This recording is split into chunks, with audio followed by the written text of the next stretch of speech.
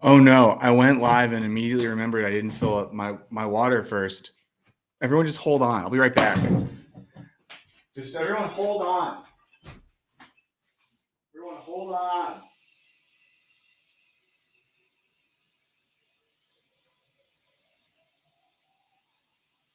This is why I'm a pro. This is why I'm the best. This is why I'm the best in the biz.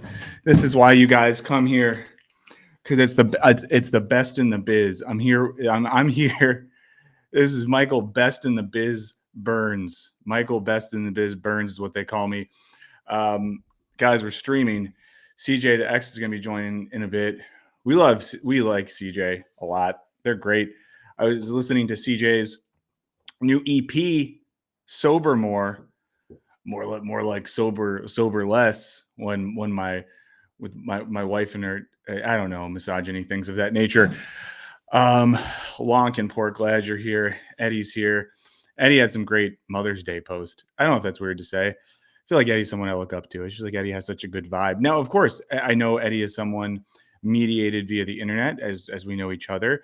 You know, maybe Eddie's a horrible person and then he posts really nice stuff about his family to cover for the fact that he is a monster. Hold on one second.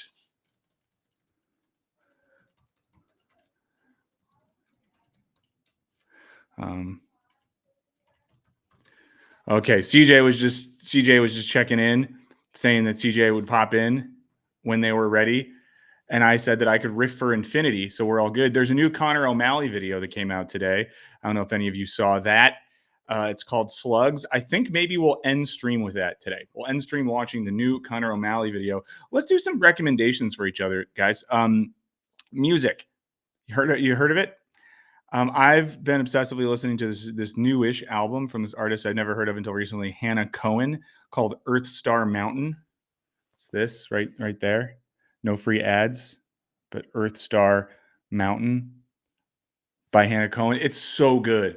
So I would simply say if you like kind of folky, vibey, reverby, warm rock music, I would check it out. It has a very good summer spring vibe. So if you live someplace where it feels like summer and spring, I highly recommend checking that out. I'd be curious to hear what music people are listening to in the chat. And if you have like places you go to learn about music, let me know. Like what websites do you go to? Things like that. There's an account I follow on the old Instagram called Film PHILM. That is one of my favorite places to learn about music. That's where I learned about that Hannah Cohen album from. So I would just say check that out if you have not. Yeah, that's the one. That's the one. What is music? You know, that's a good question. That's a good question. Slugs was very good. You know, I'll just say this: we don't have to worry about Raw Dome anymore. In as much as like I'm cool that like let's just do it. Like, do we want to just do it today? Should we just do it? There we go. See, new me. I feel free. I feel free to just be me. I'm just doing it right now. See, didn't have to get to a special number to do it. Didn't have to. Ooh, Peter Tosh, equal rights. Hell yeah. Um, let's see. Lincoln Park has a new singer. Lonk and Pork's been hanging out on Discord servers. Someone said that Sisyphus 55 was down to like was aware of me and maybe wanted to work on something. I need to find their email because I like their videos and maybe do something. And if you guys haven't checked it out, I was on Left Reckoning yesterday. That was really cool. With Matt, we talked about masculinity, something that I embody. I'm like Joe Rogan if you stretched Joe Rogan out by like 8 inches. Like imagine me compressed, and also it'd be like my soul would be compressed and my mind would be compressed as well. Imagine that. You take me, you compress me 6 to 8 inches. My brain matter is affected in that as well. You do all of that, and I'm basically Joe Rogan. I'm stretched Joe Rogan. So that's who I am. That's where I'm at. That's where things are. Thanks for everyone who hung out for the stream on Monday. I had fun with that. CJ probably knows everyone. CJ probably knows everyone. You know, there's some other people. I'm trying to do my best to reach out. So here, I'm gonna check right now. I'm trying to meet up with a very prominent YouTube creator whose name I'm not going to say. We've been DMing. Let's see if I heard. I'm going to message them right now. If you're around after 2 p.m. PT today, let me know. If not, I am around most of tomorrow and Friday. Guess the YouTuber. Who did I just DM that to? Who did I just DM that to? Long Rogan. Yes. Welcome to the Long Rogan show. And the Joe Rogan experience is the wide Michael Burns experience. I had a lot of fun on Left Reckoning. It was a great chat as well. I really enjoyed that. And it was fun too, because we recorded it earlier in the day and then they aired it live. So I got to hang out in the chat and be horrified by the words that came out of my mouth. Does Burns slide into horseshoe? Oh, I learned that CJ and some other Toronto YouTubers have like a co-working office. Here's the thing with RM Brown people bringing up. I can't find out how to contact him. He doesn't have an email on his website.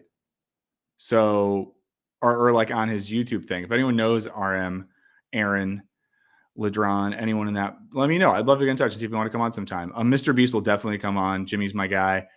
Leftist Cooks, they're genuinely the homies. So I will get the Leftist Cooks on soon. Talking to Mr. Beat on Monday. Yes, Techno Poverty is correct. Mr. Beat is right. I heard a thing beep, which means someone's here. I'm gonna go check on them. I'm gonna go let them in the house in a second. Sam says one step closer to Michael and Joshua Citarella show. I think I might have issues with that show, but I don't want to say anything.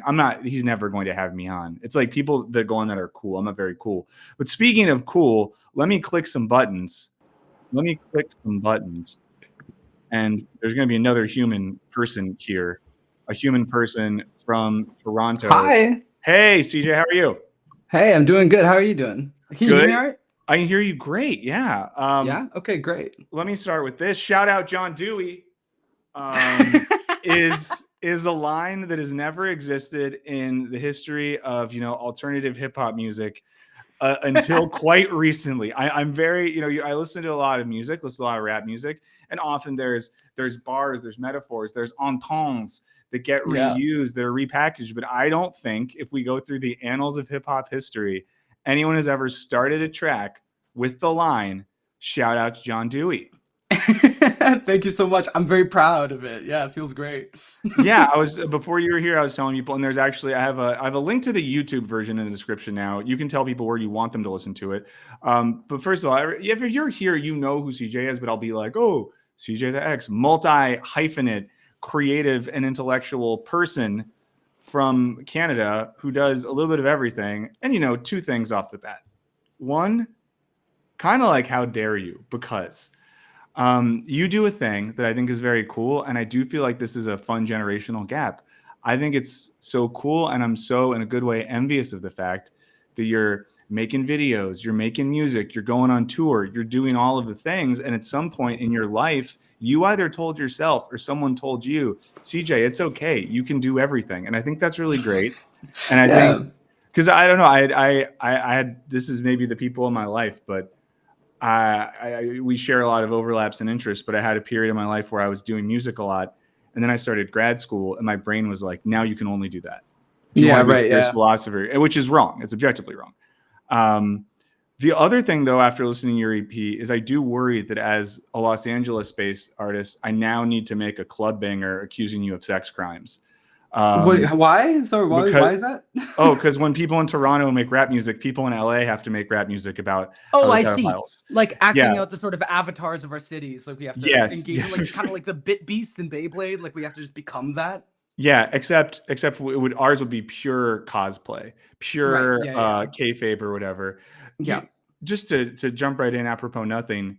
Do I have this correctly? In the past, I feel like I've heard you speak kindly, or at least acknowledge that you've had some fond musical experiences listening to Aubrey Drake Graham. True? Oh, of course. Yeah, of course. What's the vibe been like for the past year?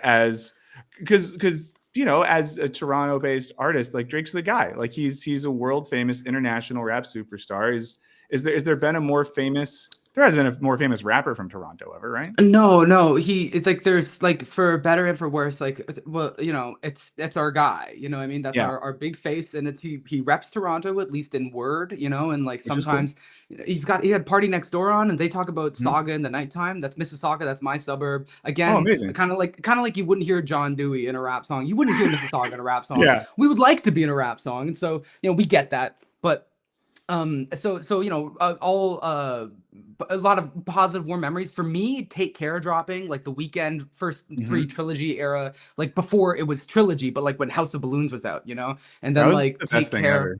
Oh man, so special. I remember the like when he did his first show at the Mod Club in Toronto, and I was like, I went to datpiff.com and downloaded like the bootleg to like hear him live because no one knew what he looked like. It You was know what all I very remember? exciting. You probably know about this. I remember when it came out, it was like the first version of The Morning or whatever that was produced by some other Toronto producer before Right, right. House of Balloons, and which was, I mean, the album version was awesome as well. But yeah, that moment was so cool. And like the pre Take Care Drake is probably my favorite Drake. When he was Yeah, the singles dropping, like with Rick yeah, Ross, like Paradise, and all that. yeah, and when he was, like, clearly listening to and working with people like Jamie XX and James Blake and kind of really Yeah, embracing that yeah. because that moment of, like, London-y production was so good. Really cool. Like and the even actually if you go back to because I you know I feel like the narrative sometimes is like Drake's first album like not Take Care, Thank Me Later, right? Yeah, Or yeah. Like the narrative that is kind of is like, oh, this is like the major label thing, and then he did like a really cool Toronto like innovative thing with the second album. If you go back just to listen to that first debut album, like that major label thing that supposedly had hits on it, a lot of it's like ambient music. Like it's pretty cool. yeah, Like he was on something pretty cool, and I think Take Care is quite a distillation of all that sort of like down tempo electronic ambient beauty. And to me, like when I hear like Take Care, I'm like, this is home. Like sonically, for me, yeah. like that's for me my comfort zone. And like, so of course I still have this, you know, I of course, you know, and I would defend Drake even, you know, farther into that because I also think there is like, are you just highlighting that because you just felt happy about it, or is Yeah, it that a was super really chat? nice. It was really That was nice. just you. That was. That was me, and then if someone says something mean about you, I'm gonna highlight it. Oh, okay, Um, great. This is a oh, great we dynamic. got about you. Of course, CJ would drop a Beyblade reference in casual conversation. That's yeah. As you be more as specific as possible on YouTube. It's something me and my brother found out when he was teaching me up in editing. I Mhm. used to edit for. I did a few videos for the Mr. Sunday movie channel. Uh-huh. Like I was helping Ben edit some of those. So that's when very tender time for us. That was right before I started my YouTube channel. But like we talk about our editing philosophy, and like one of the things is like no reference is too niche. You just put it in. Like people like that you have obsessive personal interests, Yeah. and then you like start to you ping people. Like I think it's magnetic. So So yeah, on YouTube, Bit yeah. Beast, like whatever you do, whatever whatever I have thing, a reference everything. video coming out on Friday about something really cool, depression. But I worked Fun. a bunch of Zach Fox references into it because of his song "Jesus Is the One," where he shouts out depression. So it's Yeah. one of those Shout out things where, depression. yeah. So and there's like a few like references hidden to it, and a couple that are overt. And my brain, I was just like, this is for the small group. I just want to cater directly to the small group of people that are Zach Fox heads and will enjoy this. Because And even people that don't like, they like that you have interests. Like I think people like finding something on the internet where it's a real person that's like a world you can get lost in, even if you aren't like being served all the time. I think that's actually quite yeah. enchanting. Well, And and also another yeah. thing that is relevant about like Zach Fox with regards to your and my content is the if you ain't a Christian, I'm gonna stab you in the face. Yes, it's true. Yeah, yeah, it's If I true. see you on the I street and will. you disrespect Christ, you are getting bladed in the face. Um, no, I mean, but that the thing you said about specificity, and I think you know, a couple humans with various neurodivergencies, I think we're just going to bounce around, and if you can't handle that, friends, there's a lot of other things you can watch on YouTube.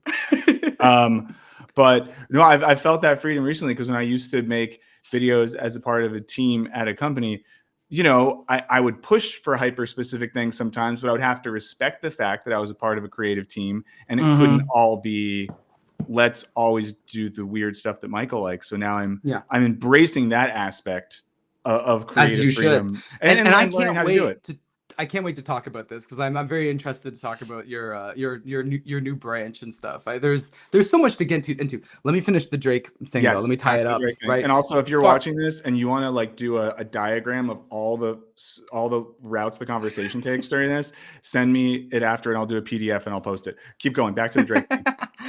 So just to close out the Drake loop, I still would, and then so big being from Toronto and like cultural things, and but also personal because I loved the music and that was big time for me. It was growing up. It was very my synapses forming at in my teenage and early 20s was very prime Drake era.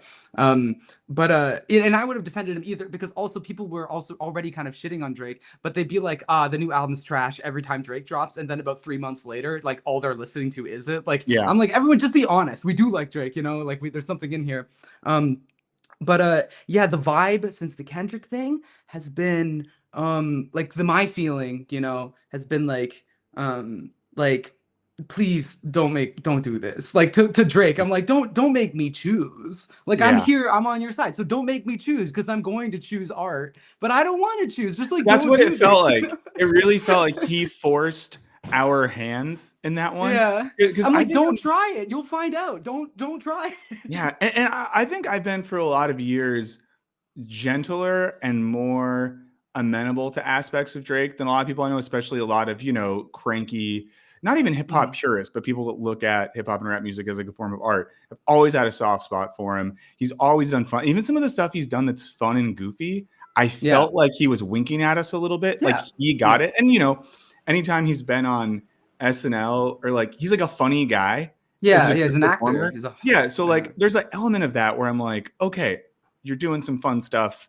That's great. But yeah, it's the recent turn more than anything. The self-seriousness is what yeah, kind of turned me off. And then at the end of it, and of course, Kendrick is incredibly self-serious, but the has the nail, depth for it. He's got well, all the depth. Yeah. yeah, he has the depth for it. And then, of course, like he, eventually, when he put out "They Not Like Us," is a fun song, and he kind of Yeah. showed, which I thought was really cool, that you can like win a battle of sorts by having a lot of fun. And up until that Yeah. point, it was getting so dark and heavy, Yeah. and it just felt like Drake is good at doing fun, goofy stuff, but he leaned into mafioso Drake Yeah, stuff, which doesn't work as exactly. much for me. Which is very like I don't know. FD's video was really good Mhm. on the I don't know, was it was on Drake and Kendrick, right? But Yeah, yeah. like it might have been before though, right? I think it was his earlier video about Drake, but like I care a lot about like the art form and I care a lot about this stuff, but like FD is a little more in touch with actual like hip hop culture and also black media broadly. And so Mhm. like is digging into like these like interview clips that I never seen before, right? But like just tracking like this thing of like when Drake lost his beef with Pusha T, that it took like this darker turn where he started being Yeah. like, well, I have the money. Well, I have the money. Well, I have the money. Well, you know what? And just got this darkness, this kind of, and I didn't see also that like in that really good natured, like, Kendrick, like, what control verse, right? On the Big Mhm. Sean song when he called out So fun. everybody. And that was so good sporting. Like, that was so just like, Well, I'll always remember Mac's it was not response. personal. Yeah, when like Mac Yeah, Miller tweeted something like, "I'm coming up with like the best adverb-based bars exactly. ever," or whatever it was. But it was clear that like someone like Mag was like, to be mentioned as a adversary by Kendrick is an Yeah, honor in and of to itself. be listed in the class of people to be boxing in the ring is like an honor. And it was so Yeah. like he literally said, "I got love with you, but I'm trying to murder you." It's like so like it was so good natured, and so I never seen that clip of Drake reacting so pettily to it. Like, I don't know Yeah. if you've seen this FT Signify video, I but have, like yeah. oh, it's so striking. So seeing this path that he's been on, like he's kind of been like Drake has been setting himself up for a kind of for to be toppled, I guess, in some major cultural way at least, and not building a strong foundation, building his house on sand, you may even say. And so actually one of my Ooh. lectures that I'm doing on this tour, Yes. You're Not God, I Am, features a pretty lengthy dissection of Euphoria and like some of the beef. So Okay, let's do this pivot right now then. So CJ has been and is going on tour. If you are in Canada, the UK, and Ireland, it's so cool that you're doing an Ireland show. hell yeah. I do know that I have a small contingent of Irish audience, so y'all better be there. This is cool, right? Because I think an element of what a lot of people in the biz on this website do is like in their houses on their computers alone, and not a lot of folks are able to translate that, or even maybe have the desire to translate that, because it is scary to do the thing that you do in front of people in an engaging way. So, and I know this isn't the first time, I know you've done live stuff before, but maybe say a little bit about what led to this tour and like how you're approaching it. Well, this started. Well, people. So I actually did. I basically am a fan of the PowerPoint as Yeah. medium for the modern era. I actually became rather convicted about this. And so like I think that's just become more popular in general over time. Um, I have like a 20-minute PowerPoint about PowerPoint presentations, kind of proving this thing. That should be on the internet eventually. But like the medium of being able to a lot of things that are current about like our culture, right? And people have heard of PowerPoint parties. They do them for Mm. birthdays, they do them for fun. Dropout.tv, they have a show based around it now. And so I've done it with my friends, and then I started doing it in front of audiences because actually it was the JREG studio that he has out in Toronto of YouTubers. Like they started having parties like this. And then when I went to go as a guest person like to the studio to do mine, I turns out I could just talk for like an hour 20 straight. And I have a Mhm. recording of that first one on my Patreon. I just called it like what to do and who you are or something. Um, it just turned out I was just like, holy shit, it like unlocked something for me. And I was like, it was like when I first made a video essay, I was like, oh damn, like I have a superpower. And so it feels great. So but then structurally, culturally, I think what's interesting about it as a medium is like there's a screen and there's an embodied person. And Mhm. then there's like this collapsing of academia and like meme world where it celebrates academic rigor, but you can include it's also desecrating while kind of purifying the realm of academia, because it's like releasing this corporate and stuffy like presentation medium into this really joyous world. So now you're doing like real academia, and you can celebrate your academic like rigor in terms of like all of the Twilight like movie lore or something like that. Like you're making your way through the infinity of internet information while valuing like passion and like authorship too. Like you're making your way through the infinity through the lighthouse of somebody's individual passion, and you're allowed to have fun and to joke and stuff. So I just think it is like a perfect cyborg medium for the modern era. And so for me, it's a pretty clean transition, and I just discovered that I can do this. And then yeah, I mean, I the first time I was on stage, I was also like, I found out the first time I was on stage in front of an audience too. I was like, oh fuck, I can do this. Like Yeah. these are good shows. I could tell. Well, And it's a relief. It's a relief. has your experience, because presumably you've, before doing that, you played live music, I Yeah. imagine, a good amount. Did that at least give you some level of comfortability, like being on a stage in front of people performing? Completely Yeah. different. Actually, Okay. I was in Montreal, so I did Theatre Plaza in Montreal. My art is subjective. What you mean by art is subjective Mhm. lecture, which opens not like it's not about rat beef. It's about but it talks about the quad and figure skating, and it's a very particular sort of thing. Um, but that was like the framing device, right? But like I remember I came off stage after that, and I hung out with some musician friends I have, like I knew from Toronto and playing together. And one of the dudes, he was like, "How does it feel up there?" And I really, it just came to me. I was like, "Oh, it feels like how I imagine my musician friends feel playing music on stage." Mhm, Like mhm, mhm. it's natural and free and easy, and the thing that like I'm good at doing. So music has always been a struggle for me, in some Yeah, ways. But this I one get that. totally, yeah. And what's the shows thus far? What's the vibe been like? What are people? This is a specific question. Are people just like politely sitting there, or are they like, CJ says I'm allowed to have fun, so we're reacting, we're laughing, we're yapping, we're clapping, because I feel like in some cases maybe people's brains are like, I'm used to consuming this person speaking while I say nothing, so maybe I got to be good and just shut up. It's a really good question because I think I'm still figuring that out. Like I'm figuring out what even I want to prescribe. I was realizing, especially in Montreal, I think that's part of what's exciting is it's like a new medium and it's going well and it's iterative and it's changing and I'm growing. Like it feels like very real, like a craft, like a practice. Um, so people are good. Like my audience has broadly always been really good, but I'm realizing that I really don't want people to speak out and I need them to Mhm, shut the fuck mhm. up. And that like, I worked really hard on this thing and people are really good at ruining a show. Like there Yeah. was one moment in Montreal where I had a tense silence. It was an emotional tense silence. only lasting a few seconds, and someone like shouted out in the middle of it like something like annoying. It's just like clearly you're supposed to shut up and feel this silence, like I'm trying to induce something. And so I think that I actually want to make like and then again I was talking to my the musicians I was hanging out with in Montreal after the show, and one of them was telling me um that they went to this Pine Grove show. Hmm. You know Pine Grove? Yeah, Yeah. yeah. So they saw Pine Grove. I think it was in Montreal, and they saw them in Montreal and in Toronto. And in Montreal, like people were yelling at them the whole time, like "You're so hot, play this," like "I love you," like every goddamn second. There wasn't much like reverence or like respect or sort of social conformity to the ritual of the performance. Yeah. And they didn't do an encore, and they did an encore in Toronto. Good They for them. normally do one, but they were just like, "I don't want to fucking do this." And so I actually was thinking I want to make like maybe a video even to talk about like to inform my audience even like actually shut the fuck up, especially with internet stuff, because then when you're calling an internet audience out, sometimes it is a not well socialized audience. Sometimes it's people that spend a lot of time online in live stream chats tweeting and shit, and they don't spend a lot of time in a social scenario where they actually have to, you know what I mean, like shut the fuck up and like be a little more reverent. Yeah, I mean, it's like a cliche thing to talk about at this point, but post COVID or whatever we want to call it, people don't know how to act in places. Yeah. And I've just had countless experiences where people in live music settings don't know how to act, times where you can't go to a movie anymore because people don't know how to act. I would say the one context that I really appreciate, at least in the music scene out here, is in the weird improvisational jazz scene, which is pretty Mm. popular right now. Next time you're in LA, let's go see some music.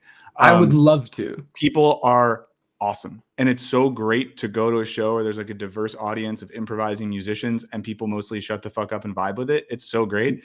But it's Mhm. wild that you go to things where people have paid money, taken times out of their day, dealt with parking to get there, and all they want to do is ruin it. So I'm sorry to hear They that. just wanna be Maybe the no, you, it's so, like, they just wanna be near you. Like, that's the thing, yeah, right? Like, it's a which lot is of them, they cool. just wanna be near someone they recognize, and I think this is a big thing to have a lot of empathy for. I try to remember this when I was, I would looked up, like, Ray William Johnson. I forget what for, but, like, I was like, "What's this guy up to?" Oh, it was for the Brony video, and I needed Mhm. to, like, reference him, but I saw he's still posting, and in his, like, whatever he's doing, like, whatever shit it is, right? In the comment sections, you see some people are like, I look forward to this every week. Like, I never, and I think the big lesson to learn for that is not people are so stupid, but it's a humbling thing where it's like, never forget part of the reason that you have an audience isn't meritocratically you're so good, but it's that you're just there and Yeah. people are just grasping for something to hold on to. And you know what I mean? So, But and you gotta have that's the empathy. hard thing with this too, because I think because at the corporate entity for which I used to work, there was the like second to last CEO, or maybe the most recent one. There was all this talk at these corporate meetings. And I'm talking about the parent company that used to own the Wisecrack place. Yeah. And there'd be discussion that was like, guys, we're not building brands, we're building communities. And with all the work, and of course they would say it, and this is one of those weird, neoliberal logic things. They would say that, and of course they don't really mean that. But then we were actually trying to do the thing that they were Uh-huh. saying, and at the end of the day, I got quite punished for trying to abide by those principles. I would say, um, So I haven't kept up too much with your live stream since you've struck out independently. I don't know how hard you're swinging or how much you're sharing at this point. But I'm mid swinging right now. I got to save some of it because I got to make that video at one point where I have like a concerned face and it says like I got fired or the real hmm thing or whatever. yeah, But no, I mean I'm swinging decently hard. The main thing is that they got pretty mad at me on the way out um, for a couple of things. One was that the corporate entity basically tried to surprise lay off everyone all at once without anyone knowing. And right. because like a lot of places, there was awesome people within that company, like the people that worked on the creative side, and there's people that worked across all these different like gaming media based brands, were just awesome, cool, talented people. And then there was the corporate leadership types. So some of the cool people were like, psst, psst, just so you know, this is happening in 48 Yeah, hours. And we like asked permission. We're like, hey, can we make a final video to put up on the channel to A, let the audience know what's going on, yeah, and B, like wanted to shout out what everyone was doing. So we, everyone on the team is like in the video. We shouted out everyone else's stuff, what they're working on. Because in our mind, we're like, we've, been a part of this community, and I use that word genuinely, for a lot of years. We connect with these people. I have hung out with people in life, and there was a Patreon and all this sort of stuff. yeah. So we felt like we, owed them that much. And then because there's still an active Patreon, I went and I turned off the money thing so that it didn't Mm, take money from people, and then yeah. left a message that said, hey, they're laying all of us off. Because to me, that would have felt incredibly yucky Hmm. for that company to do that. But Yeah. both of those actions led to me receiving a cease and desist order from the corporate entity for trying to attack and harm their business. And then none of us on the team got like severance when we got canned, and everyone else Right. did.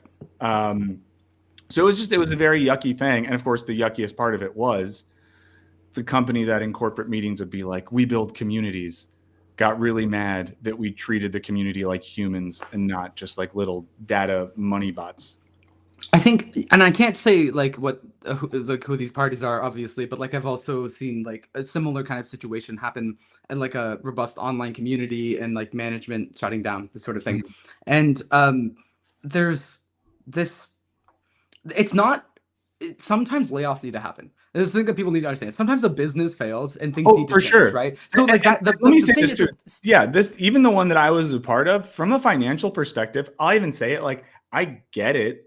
Like yeah. I do. Yeah, So exactly. that's, Yeah, yeah. we live in the But real there's world. an evil way to do that. Mhm. And then there's like a human way to do that. And people are not and it requires a lot of I don't know, it requires humanity and some reference for the thing to Uh, give something an artful ending instead of because especially with these yeah. online behemoths, right? This really dark thing where someone just like turns off like if you're going bankrupt and you need to end something, you have the option in this like online ecosystem to just shut down the Slack, like the place where everyone's like Yeah. like years and years of lives and memories exist, and you can just shut it down because Oh, they technically, shut down our Google accounts during the call, the surprise call to let us know we were laid off. And when you talk about like a Drive account for creative people, you're talking about unbelievable. so It's so much bled over to work. your life. It's so cruel. And then I And was no, like it rushing through my emails on my work account during this meeting, trying to copy and paste.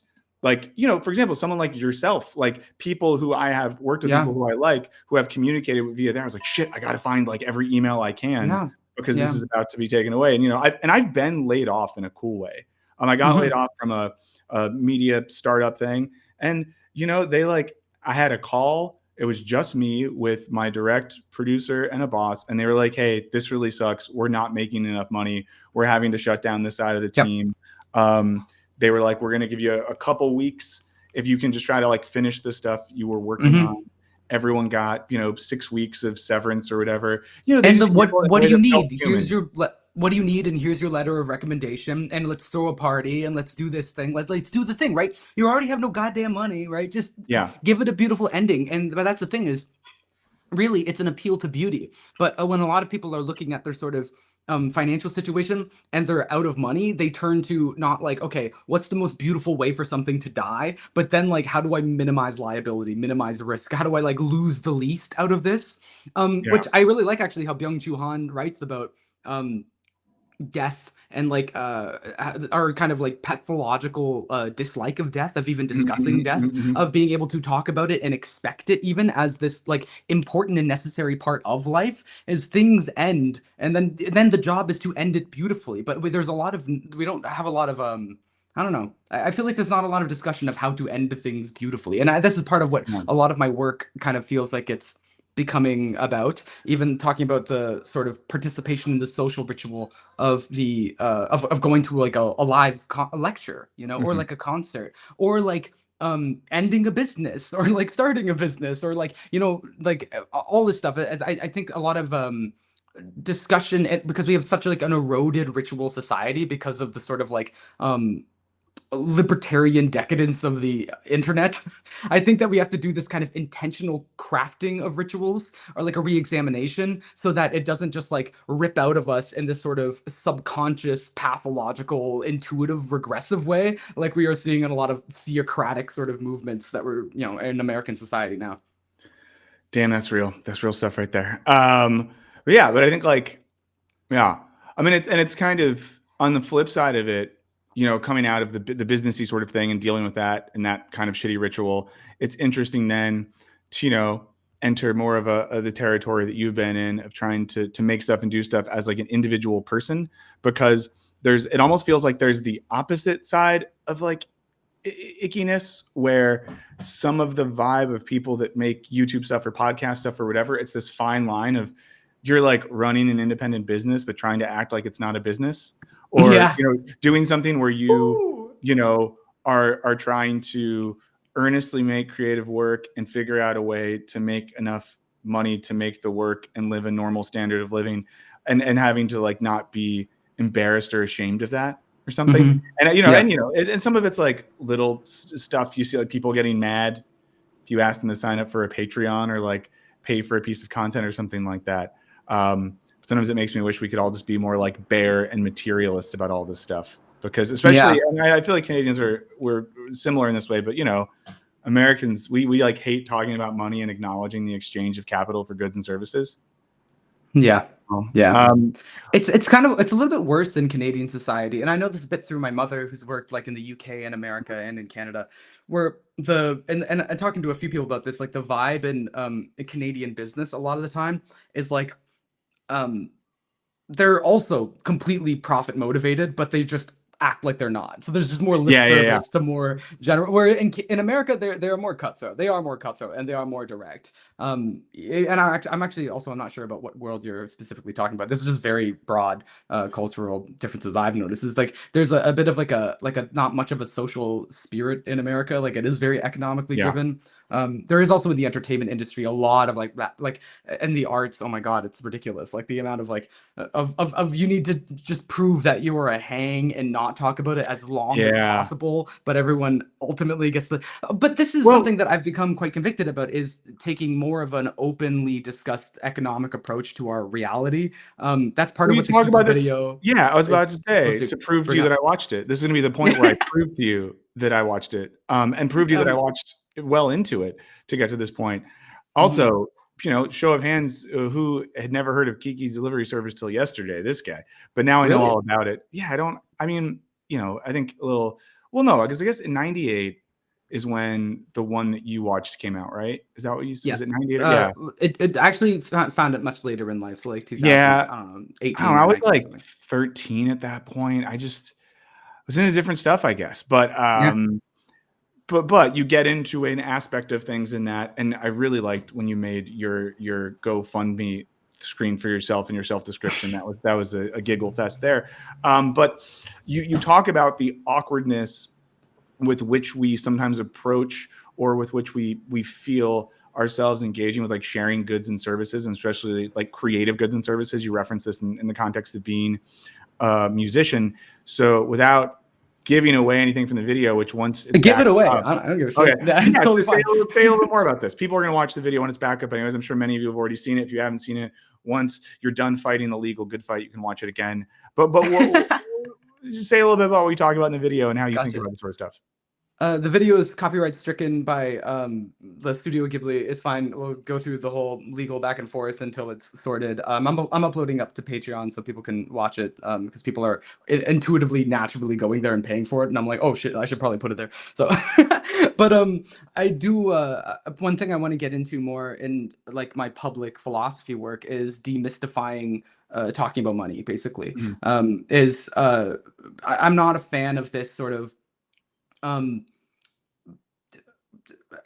broad ideological sort of phobia and like the split in your personal psychology it takes to be this kind of like performative leftist person and then think that money is evil and then obviously use money every day and care about it all the goddamn time and want it so badly. I think that is a bit of these parts aren't married, and I don't think that they should be separate. And I think that like Mhm. there's this kind of like no consumption under capitalism, Yeah, yeah. flaying yourself like to make yourself more pure, and like or like it goes two directions, right? It's either like you don't look at money because you're scared, you feel bad for accruing it, or I think the much more common one that honestly I found on YouTube is like you're fine with money, you're good at money, you know how to do money, you just have like one world where your politics and idealism and philosophy and morals are, and then you have money world, and then Yeah. that's justified because you're not the biggest capitalist, so then whatever you do doesn't matter, it's drop in the bucket, so get yours, and then fantasize about the world that it doesn't really connect to this at all. And I hate this. I hate this because I don't believe in these harsh dualities. That's been like the thing I've always been harping on about in my philosophy, which you know, is that like the separation between art and everyday life is not something that I'm a fan of. I think art is a Mhm. very fluid part of all life.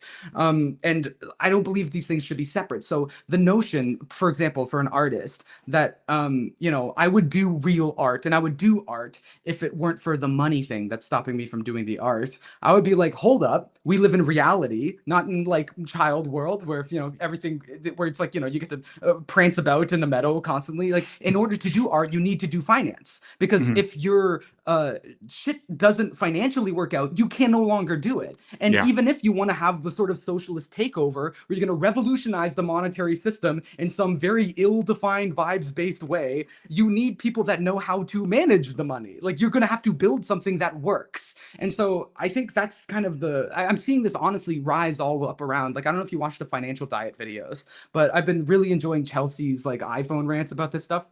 Um, and I'm enjoying like you expressed some suspicion about Joshua Citarelli's doom scroll thing, but I've been in contact with him, and I like I like the general arc towards talking more freely about economics and Oh, trying for to build sure. things that works and like trying to sublimate or like integrate this will to power and this desire for competence and success instead of making it like a cult of failure and idealism. Yeah. No, I like the Doom Scroll channel.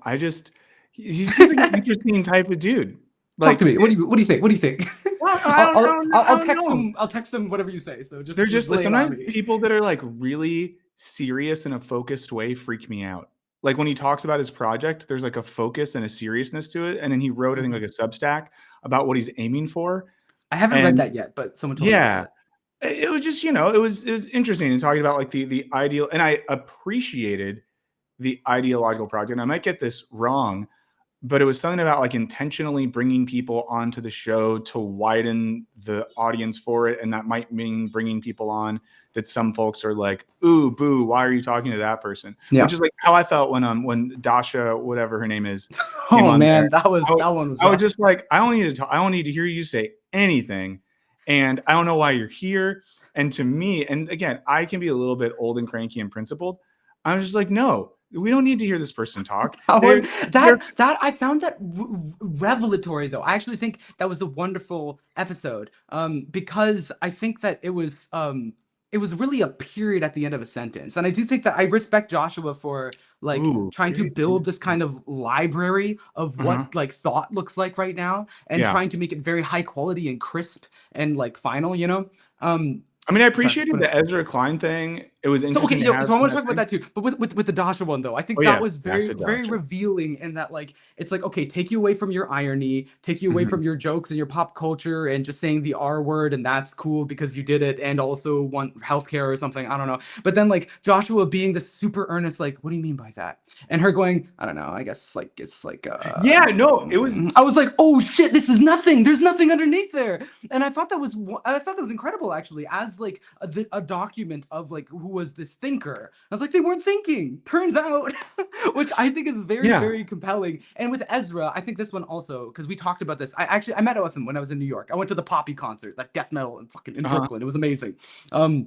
But I got a cocktails with him as he just uploaded the Ezra Klein thing, and I do think that like it is bad that this sort of ideological online left will just see Ezra Klein and go like not listening blah blah blah blah, blah Mhm, newspapers, mhm, you know what I mhm. mean? They'll just be like liberal liberal neoliberal neoliberal and then they throw it all out. Because if you listen to Ezra Klein post this second Trump election and what he's been working on, and this person is like, this is the liberal to win. Like this is so clearly like someone that's reaching and searching. Like this is a defeated like a liberal party that the method is to persuade now, to push farther left. Like that's the point of democracy, is it not? Is to persuade like more people. And here's the golden opportunity. And as Joshua said himself, he was like, Ezra is the exact kind of liberal I would like to disagree with. Like this is Mhm. my guy.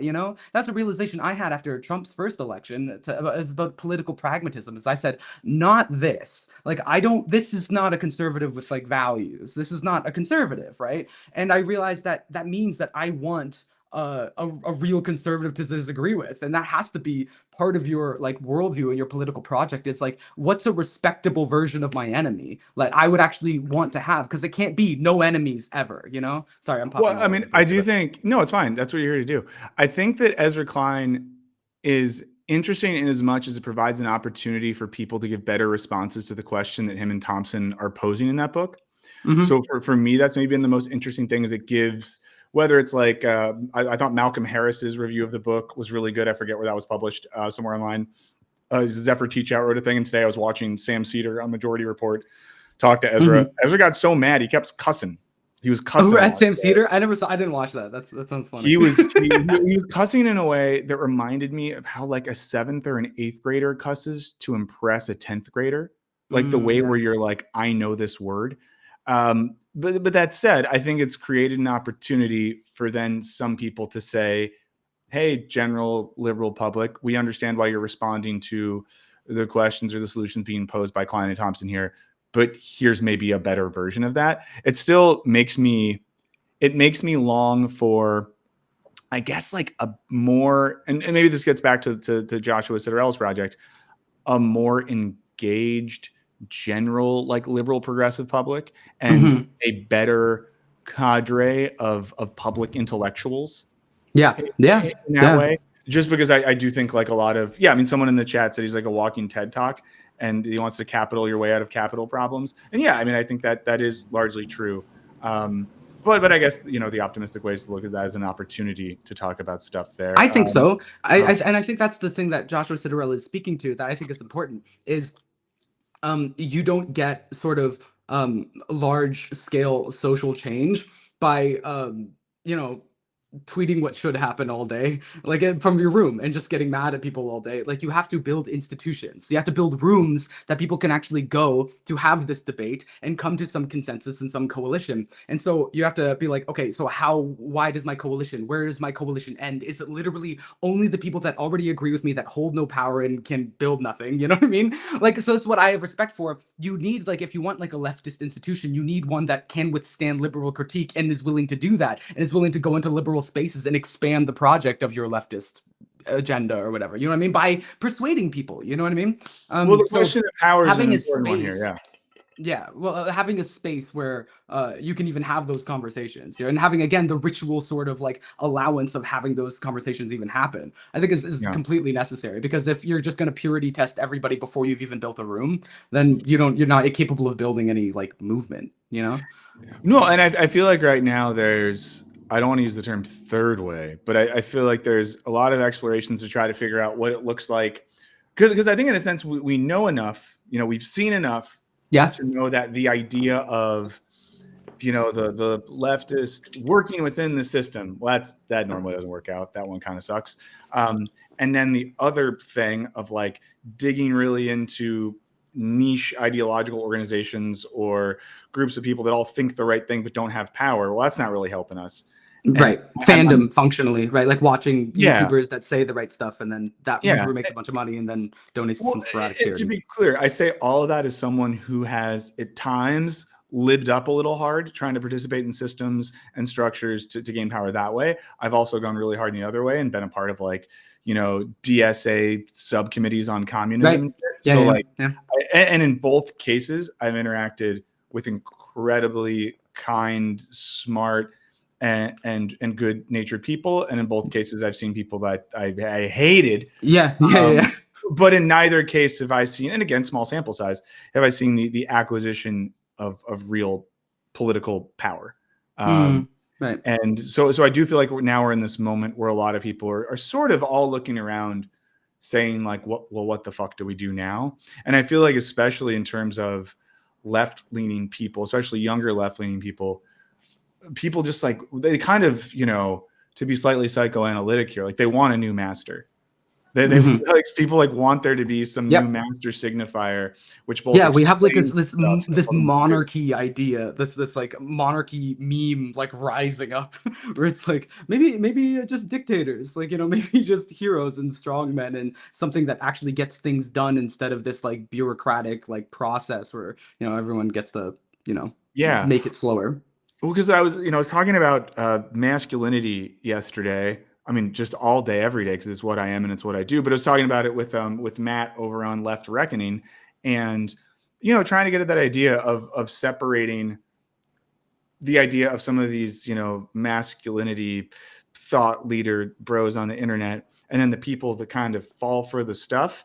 And I think in a sense, maybe this is me doing like the hate the sinner, the sin, not the sinner thing, but Sure. kind of trying to have a level of empathy for some of the younger people, often dudes, who fall into those traps of like the person who knows it all, the person that explains everything. Before you came Yeah. on, I was explaining that I'm basically stretched out Joe Rogan. Like if you condense Joe Rogan by 8 inches, or no, me by 8 inches, I would be Joe Rogan.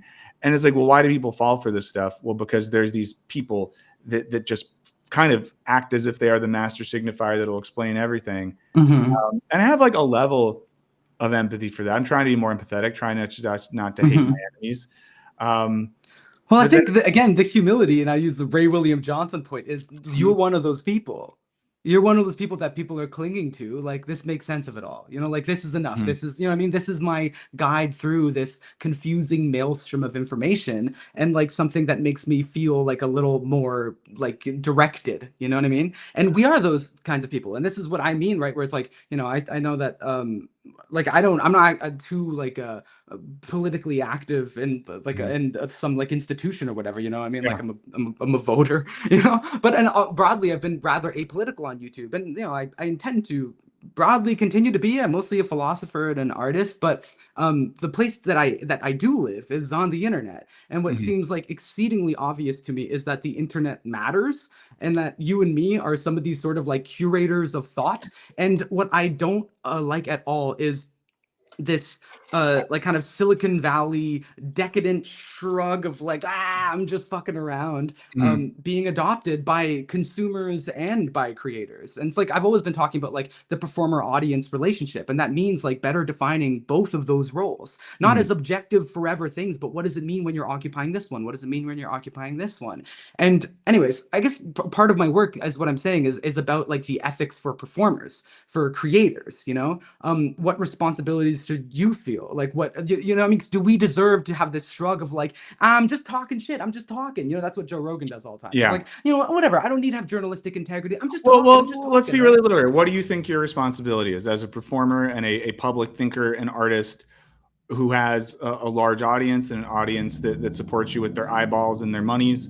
What do you feel like your responsibility is to that community? I think I want to make the world better. And Mhm. I think I want to build, for me personally, I would like to build an institution that works. So something financially viable. For me, that takes the shape of like something, a nonprofit and a for-profit company. And so the for-profit is for me to make art, and take care of some of the artists I care about, and like try to have some influence and strength in the world to like make beautiful things, right? And to be one of those people that can, if I have to do layoffs, like you have me in charge instead of somebody else. So that's the for-profit thing. I have the nonprofit thing I'm interested in doing that's about Kill the Internet, which is harnessing the internet and creators like you to try to get people off the internet, which I Mhm. think of this as like a very, very like base level like healing that's necessary to even start to have like the political conversation to like build a coherent movement. So anyways, this kind of it's a lot, but like I want to make the world better. And I know that a big part of that I learned immediately is that I'm very not comfortable like being a sort of person that just like says the right words that Mhm. attract the audience that is liking. I don't want to be a moral avatar. I want to actually give tools that make people's lives better, like within this lifetime, like give them something to do that is more than just like and subscribe and donate to me on Patreon. So I'm trying to build like tools that people can use in their lives, but then like the maybe deeper thing is like treat my craft of like art and philosophy like that's my craft and that's my job. Yeah. So I think that's probably the bigger thing for me is like, how do I define myself not as like the platform that I'm doing things on, but like actually as a being, that's attached to history. And so I made it like philosophy. I'm going to study philosophy for real. And I'm going to be like, I show up to a conversation like this, and I'm not only going to be like, blah, blah, blah, blah, but I'm going to be like, no, I've been studying. I'm trying to contribute to like a canon. And then artistically, of course, I'm trying to make art. But anyways, and then I don't know. Yeah. No, but That, does and that I make sense? I do wonder. No, it does make sense. And I think, I mean, when you talked about killing the internet, makes me think of the opening track on the EP, Oh, yeah. um, which was Thanks for working it into a plug. This that's pretty cool. listen, like you said, I take my art seriously. I'm not inviting you on here to give you sloppy plugs. I'm in here to say, this is how the artist's work overlaps and interacts. But something about your work, and makes me think about what you just said, is I've had to do this thing recently, which is fun and daunting, which is I've been watching the same work by the same people I already like a lot and have liked a lot, but from the perspective of like, oh shit, if I'm now putting a lot of effort and energy and like money, frankly, into doing my own thing in earnest, I need to take that seriously and think about the craft behind it. So I want to watch the stuff I like and not just watch it and think I like this, but think, what do I like about this? What stands out about it? What makes these people unique? Because as a creator, the weird thing is that you just start doing something and that becomes your gig. Like you could start gaming streaming tomorrow and then people will be like, oh, you're the gaming streamer. So like you're not held in place into like if you were a philosopher in an academic institution, you're held into what your craft is. But online, you have this option to really not take yourself seriously and be like, well, I'm tweeting, I'm just tweeting, not thinking that this is adding to your career or part of your career. So I think it requires a lot of fortitude and determination on behalf of the content creators to actually pick a craft and do it like with some honor. Yeah. It's pretty crazy. But something that, watching, of course, watching your most recent video, but something in general about your work is you exhibit a level of vulnerability sometimes that I think is not often found, especially on YouTube or in streaming spaces where there's often a level of either like emotional detachment where people are just very kind of robotic in how they express emotions in like a right or wrong type of way, or maybe things that feel kind of bullshitty, but and there's a part in your most recent video where you preface it by saying like, I might not leave this in or something like that. I know, which is so like crying apology video shit, but like that happened on the spot and I felt like I bought it. Something that, because it was true. So like, I mean, I feel like I know you well enough to know that wasn't bullshit. But here's what I wonder is like, I think there's even some of the most crass or alpha creators. I'm sure these are people who have cried and felt anxiety and vulnerability, but who would want to keep that out of their work. So I wonder for you, like, is that something? Well, I guess what is the motive or the thought behind letting that vulnerability and humanity show up in your public facing work like that?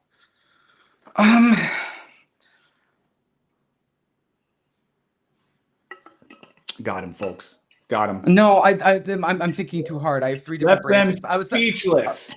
I was splitting it up into like I feel like I have like a personal answer, a political answer, and an artistic answer. And so I was just like, that's probably too many things, CJ. So I was trying to decide which thing to do. And then I was thinking about talking about the fact that we just talked a lot about politics, and I don't normally talk about politics, and a whole bunch of things. But so for me, like here's the kind of non-dualistic capital Q quality thing that I kind of use. I'm just trying to do good things. Like I feel like I've had a sense of intuitive quality for like a long time, and I kind of have known that when things are good and when things aren't, and like it's a talent and it's something I want to fight for. It's an urgency that I feel constantly, and so when I'm having that emotion in a moment, right, where I'm like, I think say this and this, I don't know about this, but this is true, and then do it. And then also I have the freedom to cut it, by the way, with the vulnerability. Yeah, of course. I did actually have the freedom to cut it. So like, I wasn't think I'm being pornographically overexposing my vulnerability to a place I wasn't comfortable. I did choose to perform it by including it. So so I knew it was good. I tried it out and I knew it was good, and like I did it. I don't think being vulnerable is like a bad thing to do on the internet. No. I think it's something that's like a bit fetishized and unexamined sometimes. Like, what does vulnerable mean? Like, is it vulnerable? I think John Vervaeke said this hilariously on Theo Vaughn's podcast, thinking of dudes, but I think it was like, there's this kind of like pornographic exhibition of vulnerability you could do on the internet, which is go like, just raw, like with no expression. You just go up and you go like, I'm going through this right now, and I'm going through this right now, and you just keep going, discharge. And so I think that's kind of bad, because that's not vulnerability that, if I was to say something vulnerable to you, like truly vulnerable within our relationship, that's kind of like calling for your vulnerability and it's like relational, I'm gonna get feedback. I don't just give it, you know what I mean? It's like true vulnerability is like is relationship and it's intimacy and it's like difficult. So, I'm not trying to exhibit, but rather maybe express vulnerability, which I think Mhm. is a more sophisticated way of thinking about like kind of authenticity. It's just not just leave up everything on the table, like just expose yourself. But to like express yourself, like to Yeah. like go through something and choose what to share and when to share it and how to share it. Like so for me, I think like I don't know.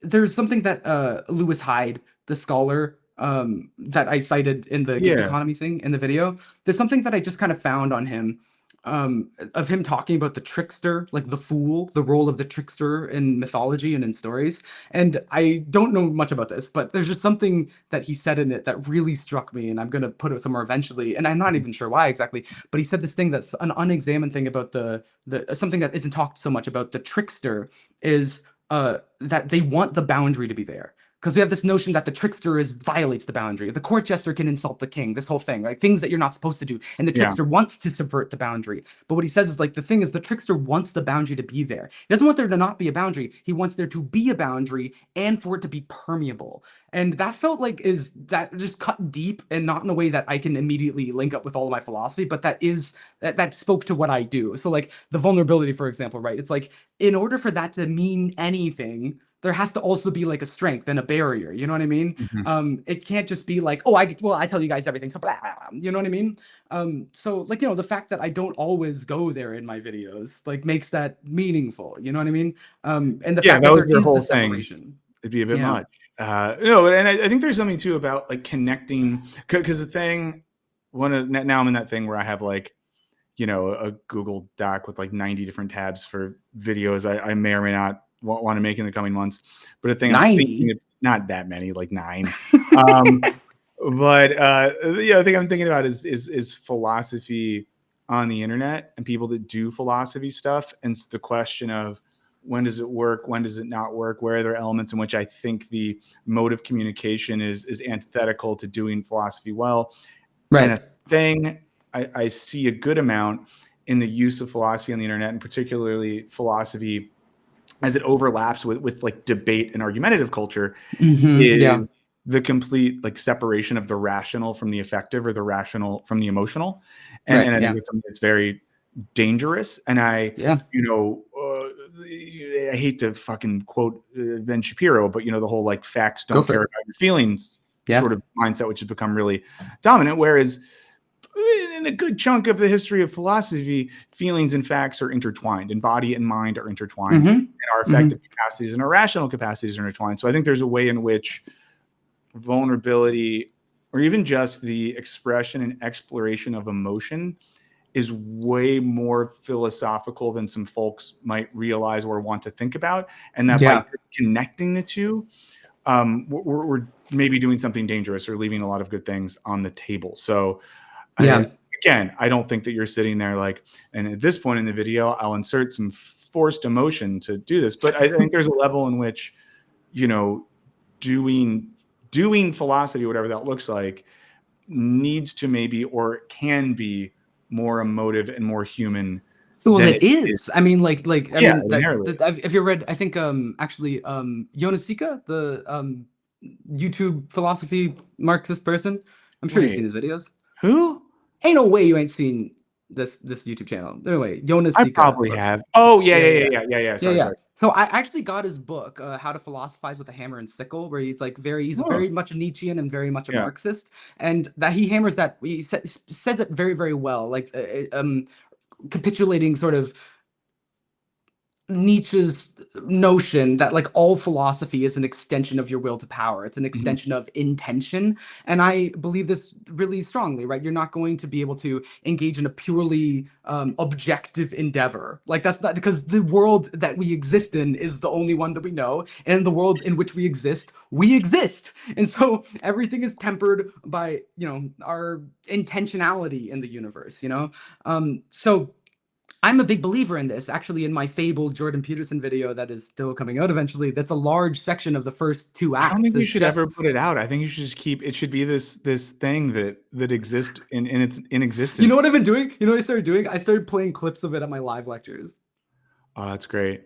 It's been really fascinating actually, because then watching, speaking of the audience thing, seeing Mm, people, like a room full of people, like when I was in like Toronto, the first time I did it, 150 people like watching the video essays, which is what's gotten me here. And it was so, I realized I'd never seen anyone see my videos yeah, because I just upload them. I that's never very saw weird. it, right? So it was crazy to watch like that happen because I was like, holy fuck, this is the source of all my power. It's like really intense. But anyways, in that video, the large section is collapsing the facts versus feelings sort of Mhm. dichotomy as I'm kind of walking out the Sam Harris Jordan Peterson debate, in that Sam Harris is ultimately arguing for a correspondence theory of truth, where there is the objective world and then there's your subjective thoughts about it. And if you think the thing that is true in the world objectively, then that's true, and that's the test of what is true. And then Jordan Peterson gets this shit from people like you for doing this other thing, which is like I'm just joking. Obviously, I really You like don't the have Jordan to. It's Peterson videos. fine. But like people dunk on him for this, like, oh, what do you mean by do? What do you mean by you? What do you mean by believe? Like doing this postmodern deconstruction of Mhm. language, right? Or in the Jordan Peterson debate in particular, he's arguing for really pragmatism, though, which we've talked about before. I know you have one colleague, comrade that's a pragmatist, and I never reached out to them, but I should do more of that. Mhm. But what pragmatism assumes is that, like, the world doesn't consist of facts and hypotheses that are strictly true or false. It's things that work or do not. It's like the meaning of something is the difference that it makes. So whether or not I believe that this is a microphone that's over here, right? The meaning of that to me is like a bunch of sub things that are like, if I do this, then this. Like, it is a microphone because I'm speaking and it's picking up and it's coming through. Whereas, is this a microphone inside of my laptop here? If I switch to that audio, it's like, well, it doesn't look like a fucking microphone. So, like, we're outside of the world of sort of objective categorization, which is a bit of a failed thing, but it does the thing that a microphone does. So the pragmatic meaning's like more true in this sense. Mhm. Anyways, so wrapped up in that, like what that kind of means though is like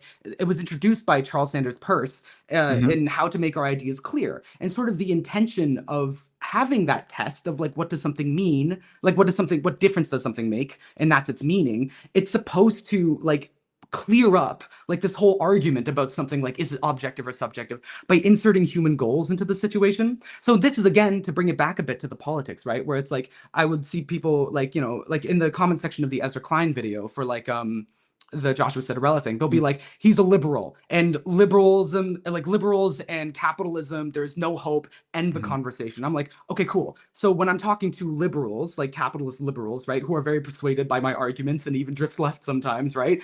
When they say capitalism, they hear a million different things than you. So you Mhm. say capitalism, and you're like, a system of racism and oppression that has destroyed everything, the reason I don't have health care. And then another person hears capitalism and they think, well, free market with a government that like controls it and regulation, and like think of just the, you know what I mean? Like it's not all morally loaded. So Mhm. pragmatically, you're talking about two completely fucking different Mhm. Mhm. things. Mhm. And so, as Peirce would point out, it's like your ideas are unclear. You have no hope of having a practical conversation that does anything in this world. You know what I mean? Anyway, sorry, I'm talking all No, over no, the place I here, know but what you like, mean, and I think that to me that makes me think of like with like the Peterson thing. Like last week, some people got mad at me, but I talked to a really great philosopher on stream, a guy named Todd McGowan. Do you know his mhm. work? And he's That sounds familiar. Wait, what did he do? oh, he's great. He's written on I have one of his dialectics and books. Hegel and Marx and Lacan, and he's a film theory and philosophy professor at the University of Okay, yeah. Vermont, close to the border with y'all. And truly one of the Vermont, baby.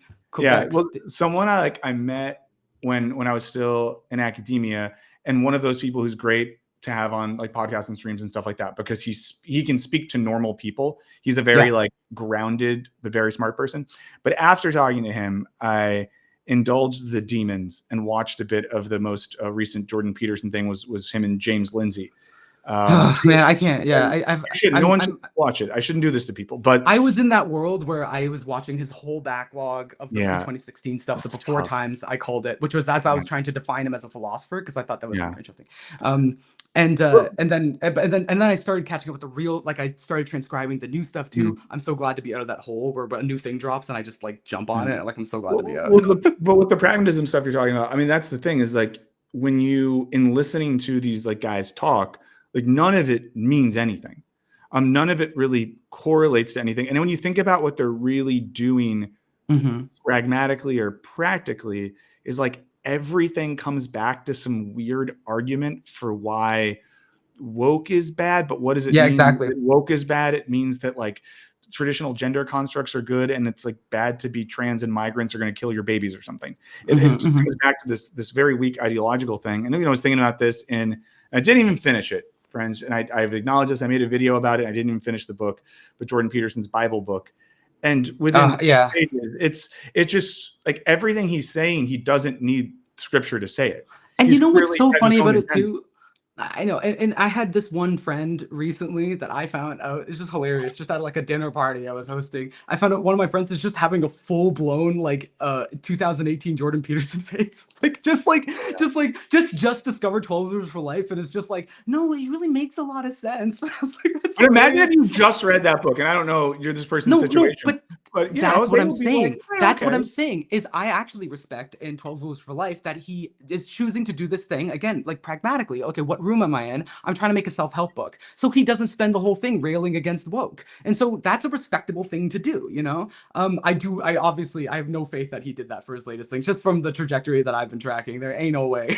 Well, And that's it was actually the yeah. ultimate point of my video is like, if pragmatism is the argument, I'm like, pragmatically, what is the effect of Jordan Peterson? What does he mean? What has he actually done? You know what I mean? And so seeing like, let's say if the goal was, to like lessen the extremities of either side and like, some sort of fucking, you know what I mean? Like build whatever the hell, it's like, well, pragmatically is a conservative pundit. I think basically made the culture war worse, did not tone anything down, actually got a taste for blood and has contributed more than anybody to the sort of online toxicity and polarization we see today. Well, he did the opposite of what you would hope that an academic or intellectual entering the public debate would do.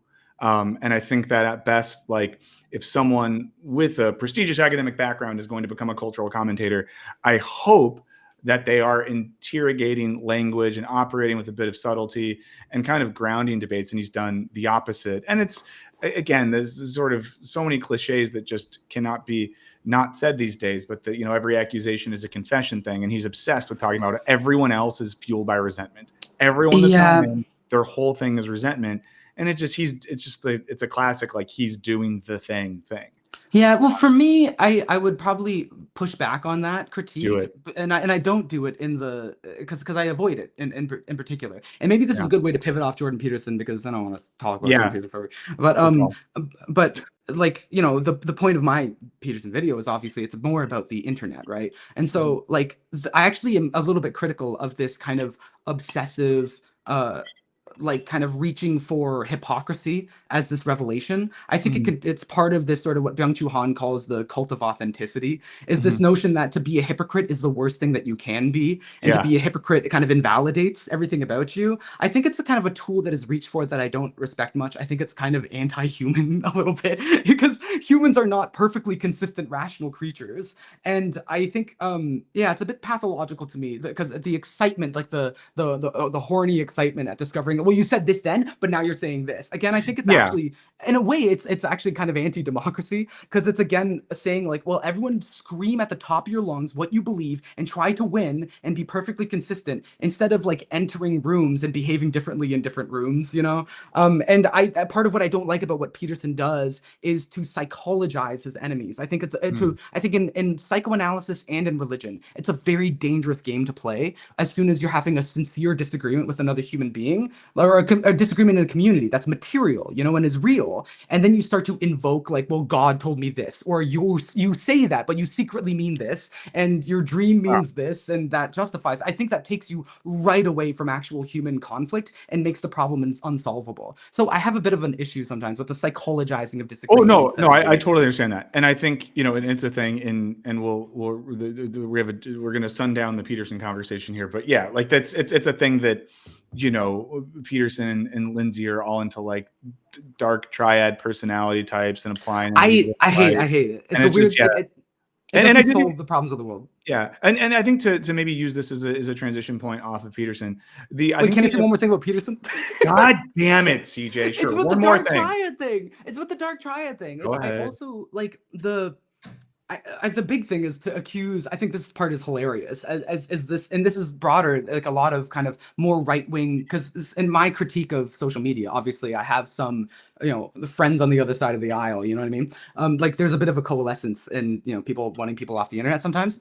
That can be politicized both directions. And so, one of the things, for example, that people will say that I noticed, is I think it's so funny, is like when like some right wingy people would like criticize like Twitter, they say like, well, Twitter structurally it empowers the psychopaths, so the psychopaths take over. And I think that's so funny because it's just like it's just making it all about individual actions. Like the system itself like can't be at fault. There's no way, and you cannot possibly be one of the people contributing to the problem. Like you can't, like, so that blows my mind, is when Peterson obsesses over the idea that psychopaths are empowered on social media, not seeing that on his own Twitter timeline he is the psychopath. Like it makes you psychopathic. Like that blows my mind. I don't, all this again using psychological and religious language to as political warfare, I find sometimes, I just find it like dangerous, basically. Yeah.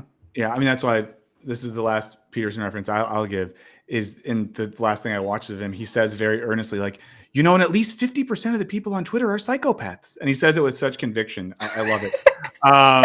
It's totally true. But something you said in the context of talking about JP, this issue of hypocrisy, which I do think is interesting. I think that the hypocrisy thing to me weaves back into the type of pseudo-philosophical discourse or kind of pseudo-intellectual discourse that happens in internet spaces, where it's like debate rules, and the best thing you can do to own someone is either show that they didn't use a word consistently or pull up a tweet from a thing they said 3 years ago that contradicts with what they're doing now. And there is a fundamental sort of inhumanity to that, which doesn't acknowledge the way in which we're all, as a dialectical person here, in flux, thinking stuff, working it out, changing our minds. And I think sometimes people then fall into traps. Like I think I've felt this before, where there's like a hesitancy to be like earnestly sloppy in one's thinking, or not even sloppy, but just a little bit messy, bordering the edges a little bit. And it's bad. I think it's bad because I think it sometimes then puts pressure on people to not experiment in their thinking, and puts pressure on people to like have to get it right, especially with the pressure of thinking in public. Because there's such a difference between if we're with a group of people, drinking a bottle of wine at a cafe, talking about ideas. I might say something and you might respond to it, and someone else might add something. And that night in bed, as I'm passing out, I might think like, oh, I don't think that. I actually think about it this way. And which is great. When we do these things digitally, there's all of a sudden this public record, and it's not like over our, bottle of Beaujolais, someone's going to like clip that and be like, oh, see, but he said this before. I know. I think it's that issue of like trying to replicate some of the good things about dialogue and discussion digitally meets that kind of dead end when everything becomes like a proof text that we're using against people. Yeah. It also makes me think about like, I wish I could remember the source for this one. Just make it up. Like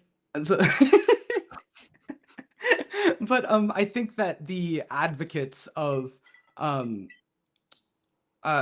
like the advocates of this kind of like what you're talking about is a little bit like a free speech thing of having like safe, and I actually think that it hilariously kind of intersects with safe spaces of like, hey, it's a safe space to try shit out. It's a safe space to like indulge in this impulse right now, or say something you're not sure about, or even like get really worked up about something that literally like 3 days later you're going to be like, that goes against all my beliefs, right? Because you're a human being and you're malleable like that, and like there's this kind of play of identity and of belief that we do. You know what I mean?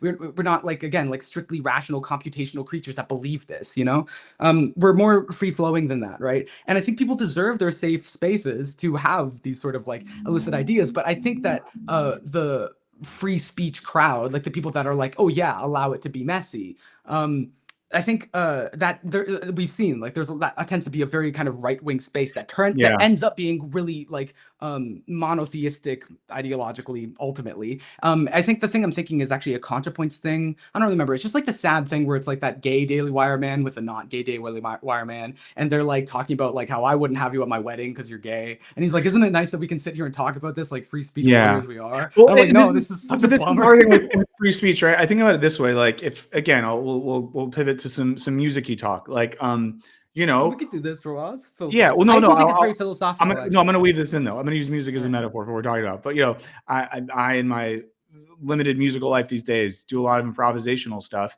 and in an improvisational context, I might throw something out that works really well, and someone responds to it, and then we're harmonizing, we're doing some cool shit. Other times, I might do something that I think is cool. I might hit too many effects pedals on, and I get the look that's like, Michael, we see where you're going for, but this isn't it, right? But in Yeah. both of those cases, everyone I'm playing with knows that my ultimate aim is to participate creatively in what we're doing collectively.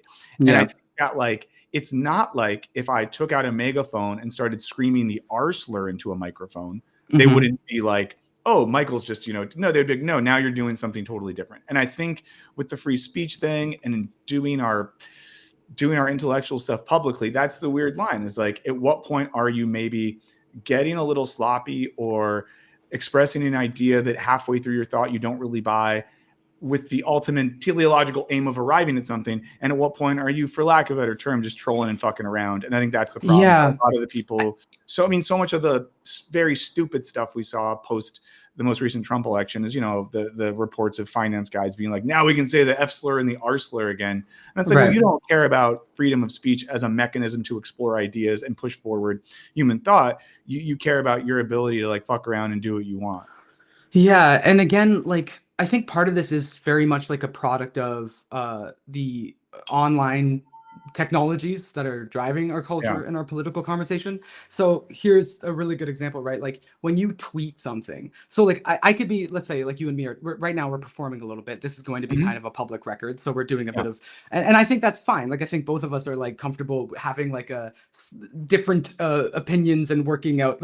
I'm at a place right now where I'm comfortable performing a sort of public uncertainty, Mhm. where I'm like I kind of know my motivations and I trust like my little Yeah. thing and I trust our report. This will be a good art object or whatever, right? But if I'm just like thinking about something, and I'm just wondering about something, and I tweet it, because this is me expressing my sort of free speech and wondering and thinking.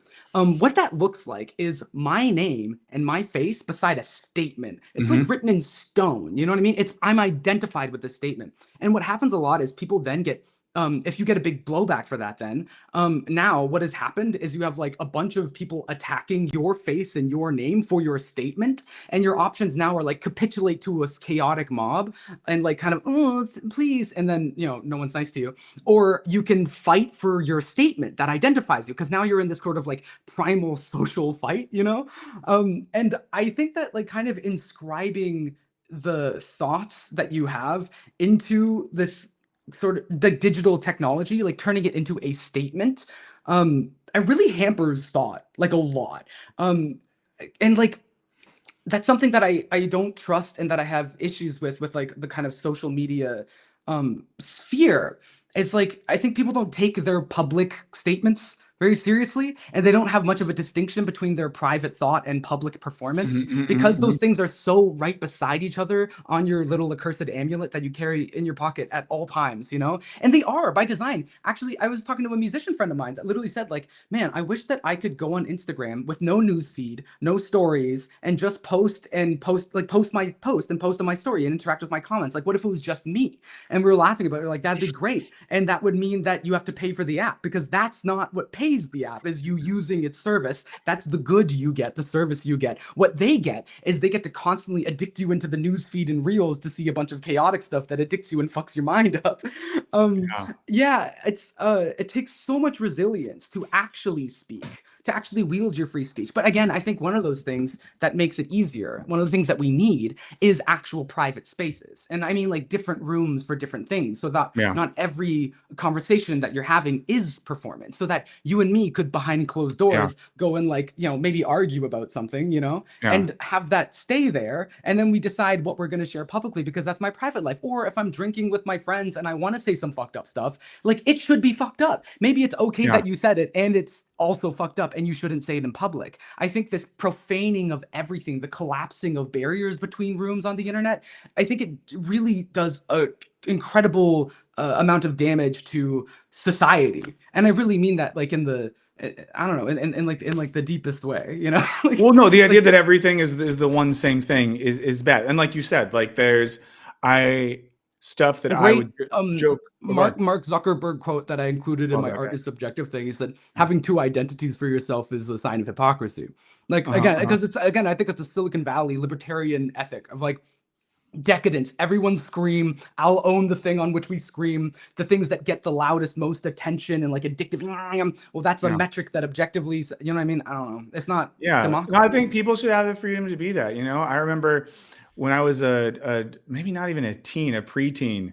One time, a couple times, my dad would take me to the bar with the fellas, and I would see my dad as a different type of dude, and it was actually cool to be like, oh, now you're kind of funny guy that hangs out with your buds over beers, and you're different than you are as home dad or as Mm-hmm. work dad or whatever, and it's not bad. It's a different thing, and it shows you that there's ways we can socially exist in different contexts in the same ways. And again, not to say performance. I think sometimes when people hear the word performance, they might think Think that it's it's fake. that like inauthenticity is implied. But no, Yeah, like there's no, I ways don't think so at all to because I perform think one's self and identity that are good and are all true, and they're true in different ways, and they're reflective of different aspects of who we are.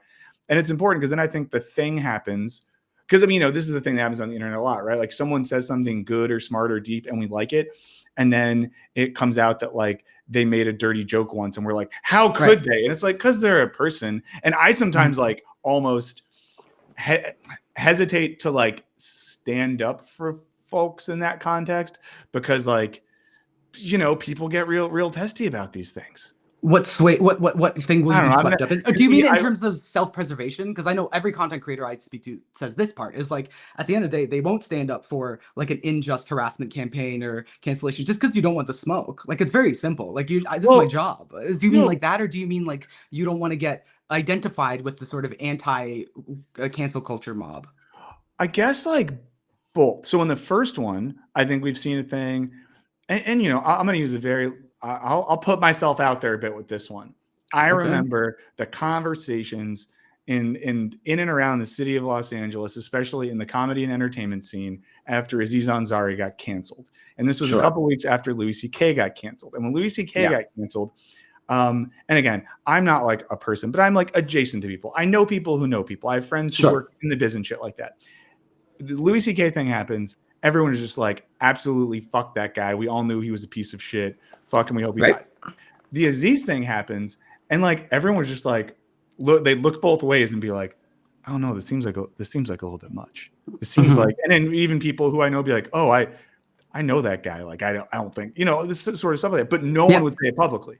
Like people who would be very silent, and it was just a weird moment where it's like, well, a lot of people feel like with some conviction that shit went a little farther. And I remember a few months after Aziz Ansari got canceled, I was behind him at a taco truck, and he was very nice and tipped $50. And it stood out to me because he was like he was excited talking to this old Mexican woman about the marinade in the El Pastor, and then gave her 50.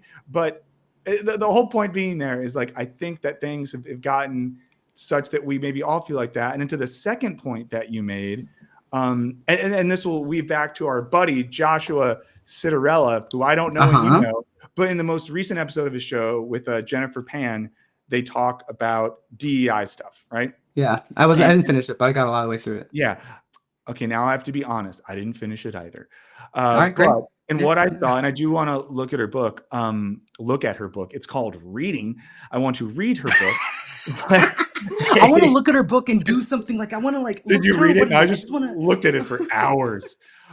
But they're kind of doing the critique that's basically like DEI bad actually, woke bad actually to an extent. And I do feel, and I feel like this, and this is something John Duncan, who I like, has made some videos in this regard.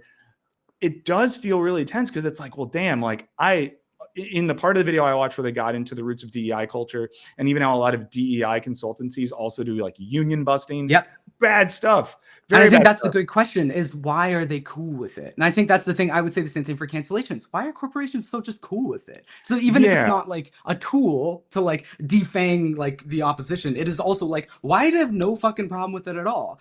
Because I think it requires nothing. Yeah, but I do think this is a thing that people, or at least maybe I'm the only one who feels this. It is a tense thing sometimes though, because like you don't want to be agreeing with Matt Walsh and JD Vance or whoever, Right. you know? Yeah. And I Okay, do think keep that's saying. I'm just getting. yeah. Because I think that's like an issue we have with the way we use language in some of these political debates, where like when I hear Joshua and Jen Pan talk about issues with DEI as a formal mechanism in businesses, I'm like, of course, DEI in a corporate setting is like HR. They're there to protect the boss and cover their asses and not take care of you.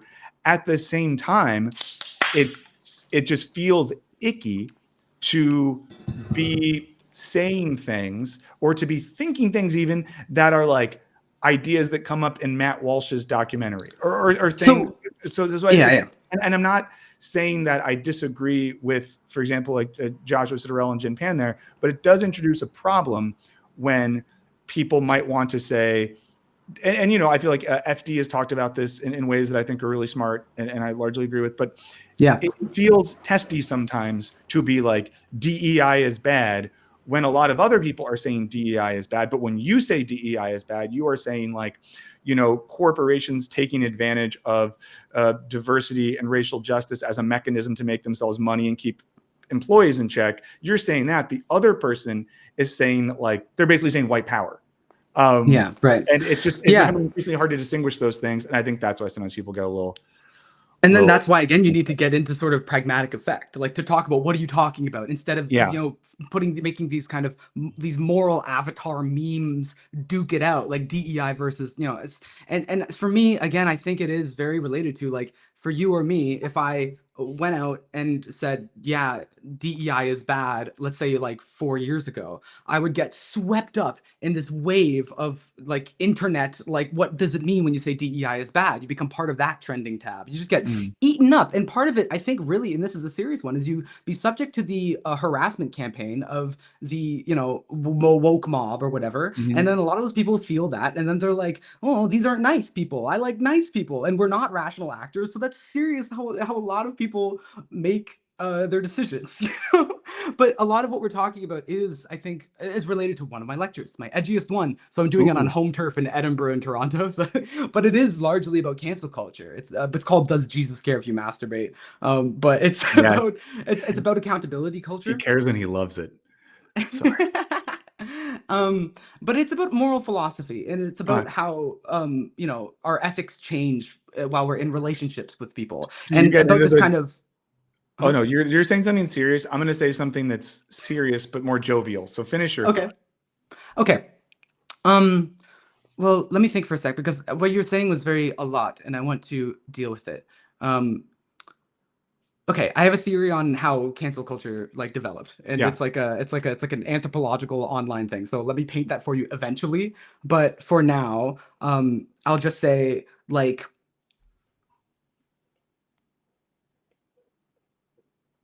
the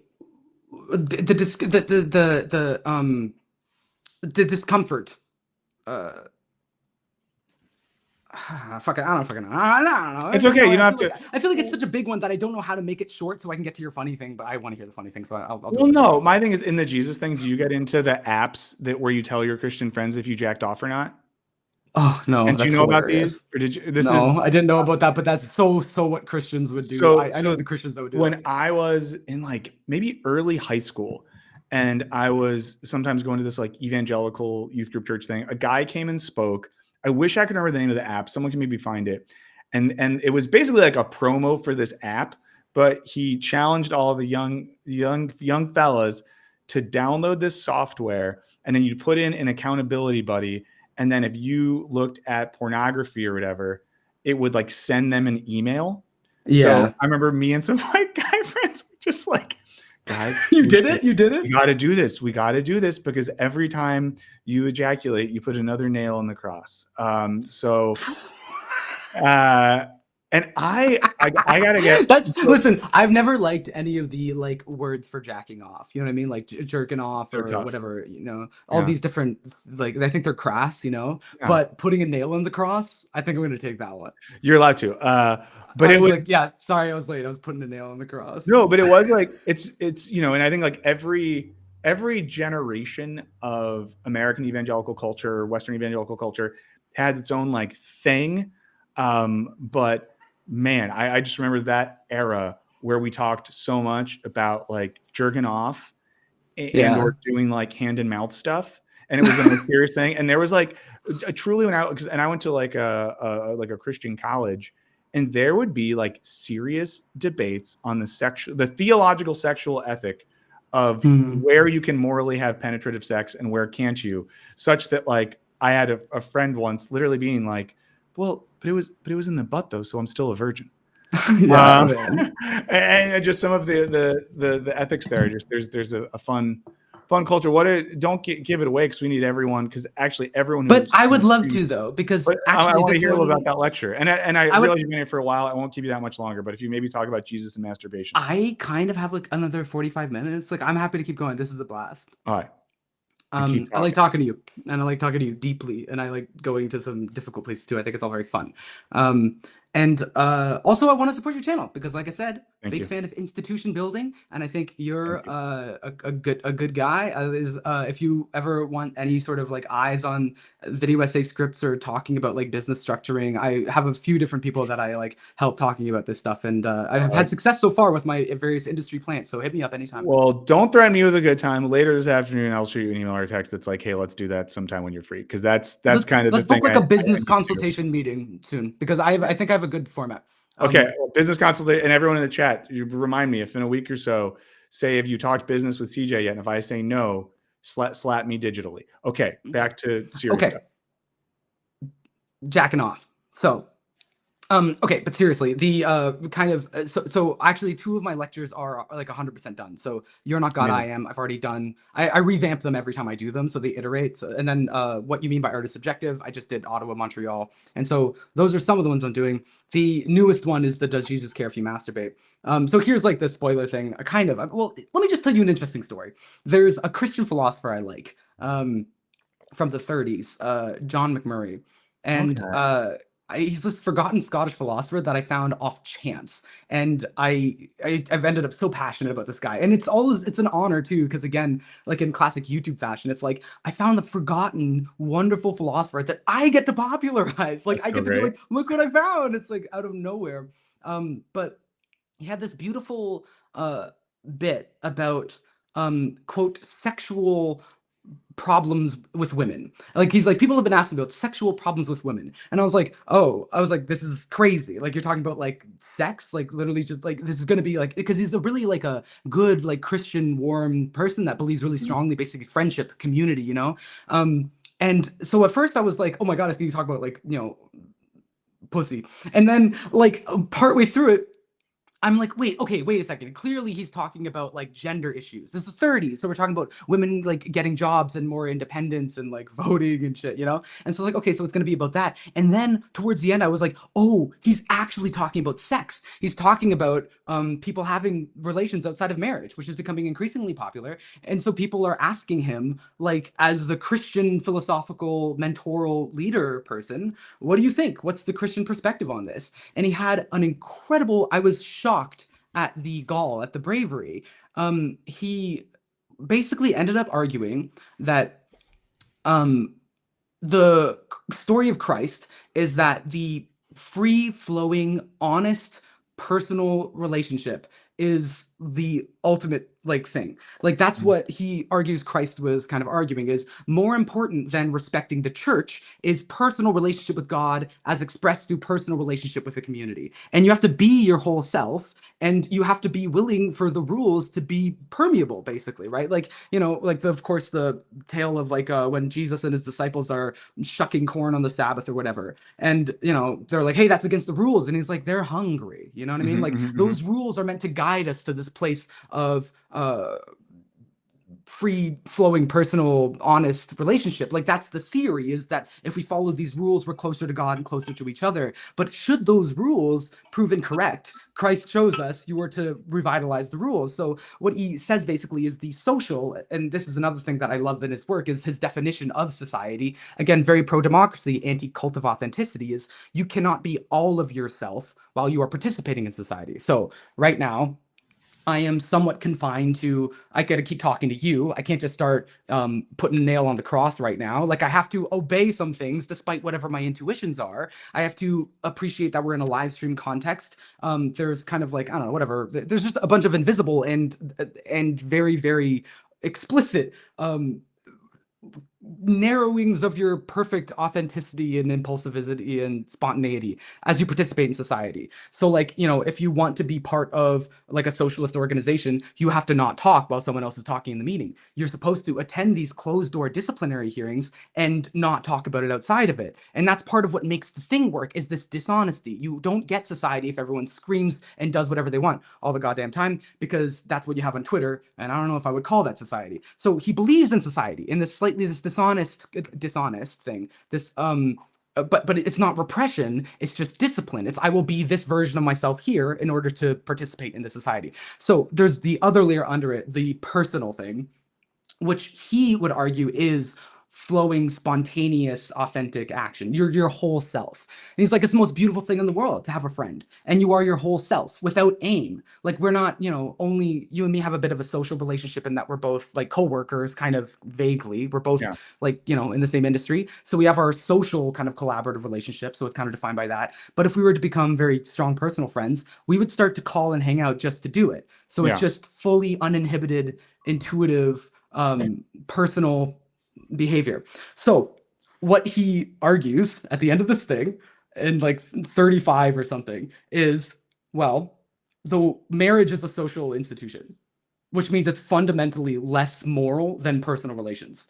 And so he said, so you have to open ourselves up to two possibilities. Either one, something is so broken in our personal relations that the correct expression of, you know, sex between man and women, the natural, beautiful, perfect one that is like marriage, either we're so fucked in our personal relations that we're not achieving that. Like that natural, beautiful fruit of what love is supposed to look like isn't manifesting. So that means we need to solve our personal issues. So get away from that. You know what I mean? We have to work on this. And then we also have to open ourselves up to the possibility that maybe marriage isn't it. Maybe what we're seeing is free personal relations, and the social institution must be revitalized and redefined in reaction to what real living reality is, what real, honest, like thriving personal relationship is, which is so brave. I thought it was That's a so great beautiful. 90-year-old take right there. I know. And so, anyways, this is broadly kind of what the joke is. That's my "does Jesus care if you masturbate" thing. Is I'm like, well, how are you doing? Like for real, right? Like, are Yeah. you talking about like you're, you know, consuming a ton of pornography and jacking off all the time, and your life is worse as a result? Like, what do you mean? You know what I mean? And I think that's the thing. Is like we want thriving people in thriving society, and we just Mhm. need to take a pragmatic approach to that. And that's, yeah, and part of that makes it weird and hard is we think of morality often as a kind of as a social institution, as like as correspondence theory, right? Which is like either you do the right thing and then you're right because you did the Mhm. right thing, and the right exists somewhere out up in this transcendent place of ultimate final truth. That's morality. But then I would take the same basic approach to that, as I was like, well, I think morality actually stems from, as you know, John McMurray argues, like building social institutions that allow people to have free personal relations. And so, okay, so one of the things from that, like in that lecture also, is that having a personal relationship with someone, okay, this is a critique of online accountability culture, okay? Okay.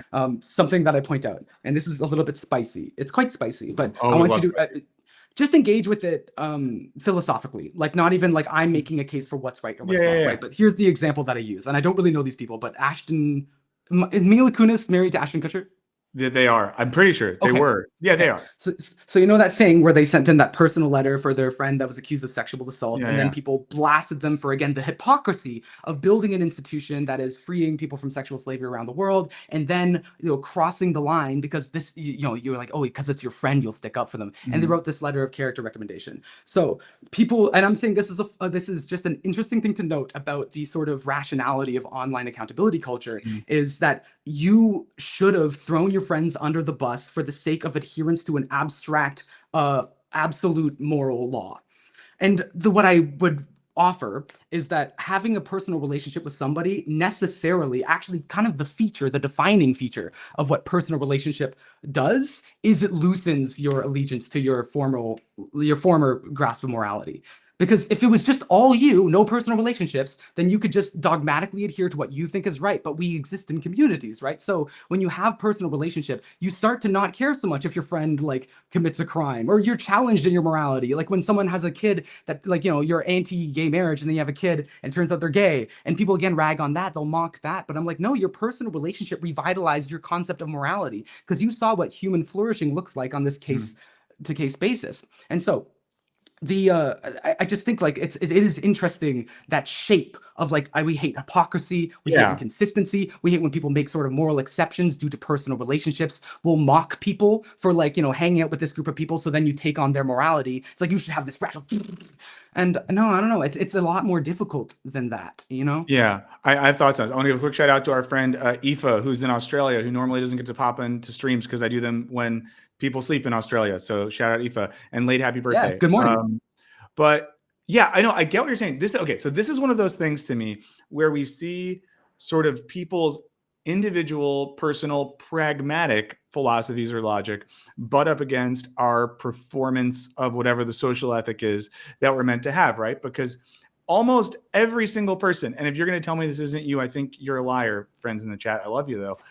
Sign up for Patreon, things of that nature. But like everyone has friends or family members that believe in or participate in social, religious, political practices that they think in their sort of online ideal persona are absolutely wrong. And every year there's sort of like the things, at least around American Thanksgiving, where people will just be like, you are allowed at Thanksgiving to scream at your uncle if he voted for Trump, or you are allowed all this sort of stuff.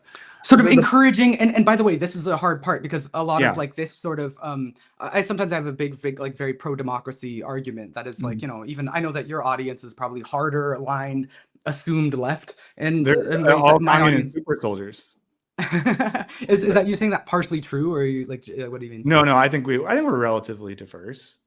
Okay, you know, I don't know. I'm saying, and I'll just be honest with you here, okay? Yeah. Is that I see the signal words, and this is my term, like signal words. Yeah. It's like what is the kind of not what individual people really are and what they're saying, Yeah, but what's the word cloud that Yeah. comes through your comment section. Your signal words of your comment section look a lot like the Ezra Klein, Joshua Citarella episode. I'll be honest. Yeah, I feel like a lot of it's hard left, and the big tell Mhm. sometimes is when you make a video, like you have done many times, thoughtfully dealing with the philosophy of a right winger, for example, and if a lot of the comments are just memes, like tweets dunking on that person, engaging with nothing in the video, it's just the thing to touch on, you know? So for me, I've tried to, like, and this is why I'll take Joshua Citarella's back, is I'll be like, I want to expose my audience to more than that. I want to give them more strength of their belief than to just be in this whatever the fuck. Okay, why am I saying that? There was a reason I was saying that. And what is it that you just fucking said? Well, no, so the thing I was saying is like, I think that there's a real, so to get back to the Ashton Kutcher, I always say his name wrong. Wait, what did you just say before that? That was being said for a reason. I want to get it.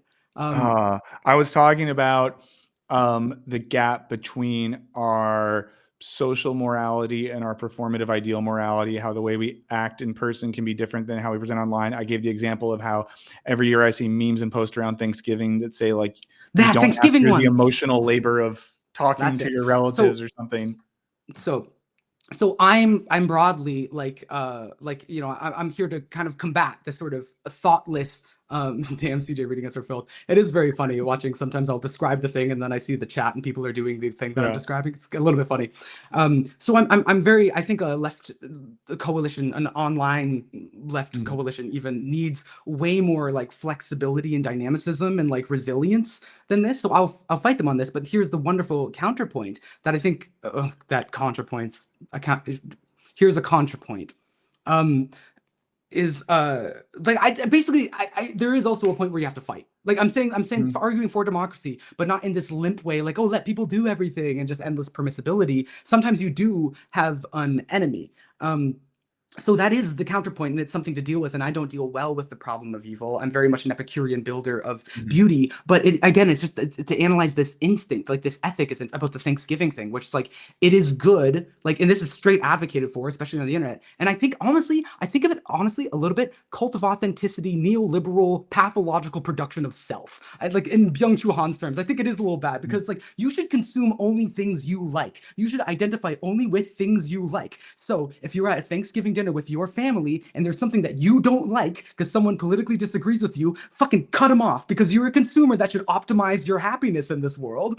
But that's not how you actually enact change. I think the unfortunate thing is you are identified with your family, and that's just an interesting thing to fight for, right? Is for people to end personal relationships for like abstract moral reasons that Yeah. they're Well, I getting mean, from the internet instead of real life. I'll give y'all an example here. So this is going to shock you that as an Irish Catholic person from the Chicago area, that I'm related to cops. I don't know much you know about this sort of thing. CJ is a Canadian, but a big stereotype that's true is that the Chicago Irish people end up being cops. It's unfortunate. I don't know that. No, I don't know Yeah, anything now, about that. now you know. Next time you're with some people from Chicago, you can be like, you know, like the Irish cops, and then they'll hoist you on their shoulders and say they get us. But Mm, you know, I have a cousin who's an Irish cop, and like this cousin knows that I'm pretty anti law enforcement, and mhm. we'll kind of joke about that. I know that they are an officer of the law, and I do not see any. And I've had like friends do the thing of like you're having lunch with your cop cousin. It's like Mhm. I'm not actively going out shooting people with him, but I think there's a value in like having human relationships and embodying to this person that like you occupy a professional subject position that I have deep systemic problems with, but that doesn't mean that I think you are not a human and that we're not related and we don't have a shared history and that we can't have conversations about that thing. And again, this isn't me being like we just need like community programs where kids shoot hoops with cops, but there's not really, if we're going to be pragmatic again, what is the pragmatic social political benefit of me saying to my cousin, who probably would never watch this, but if you do, shout out, Brian. Um, what would be the point of me being like, you're a cop, so we can't hang out? Like, pragmatically, nothing. I Yeah. could maybe like tweet about that and people would be like, oh, hell yeah, or some shit. I know, Oh, and you know what? You say that in a small way, but I think that is the massive thing. I do think it is kind of internet points, like, and yeah. that's what I try to never be a moral avatar that has the correct political opinions that makes people like me, because I realize that's basically all it does. Is it redounds to my Pretty credit. boring. Yeah. Yeah. But again, like, I don't know. I, a couple of times a year, get a beer with my cousin and we talk. And occasionally, like, I remember a conversation we had where he was talking about how, like, him and some of the guys he works with in 2020 were confused because they really liked stuff Bernie Sanders was saying. And we like had a conversation about democratic socialism and the role of policing and stuff like that. And I don't know. I would rather be a person who have relationships like that where I could talk to that person and hear them out and get a perspective of them too. Because another thing I think sometimes I'll use the cop thing again, Yeah. guys. ACAB all day. I got a tattoo across my belly. I won't show you. You got to pay extra for that. I don't But have the that. hypocrisy, Yeah. surely. But it's just sort of it's one of those things where it's like, you know, someone's got I lost my point because I got distracted by imagining myself with an ACAB belly tattoo. Um, but I don't know. Like, I just think is the idea that anyone that doesn't tick all the boxes, you just don't talk to them. And I guess to think about the Mila Kunis and Ashton Kutcher thing, right? And I'm not as like aware of all the minutia there, but I would I'm not say, either. It's but just there's an a example, difference, right? philosophical Like, example.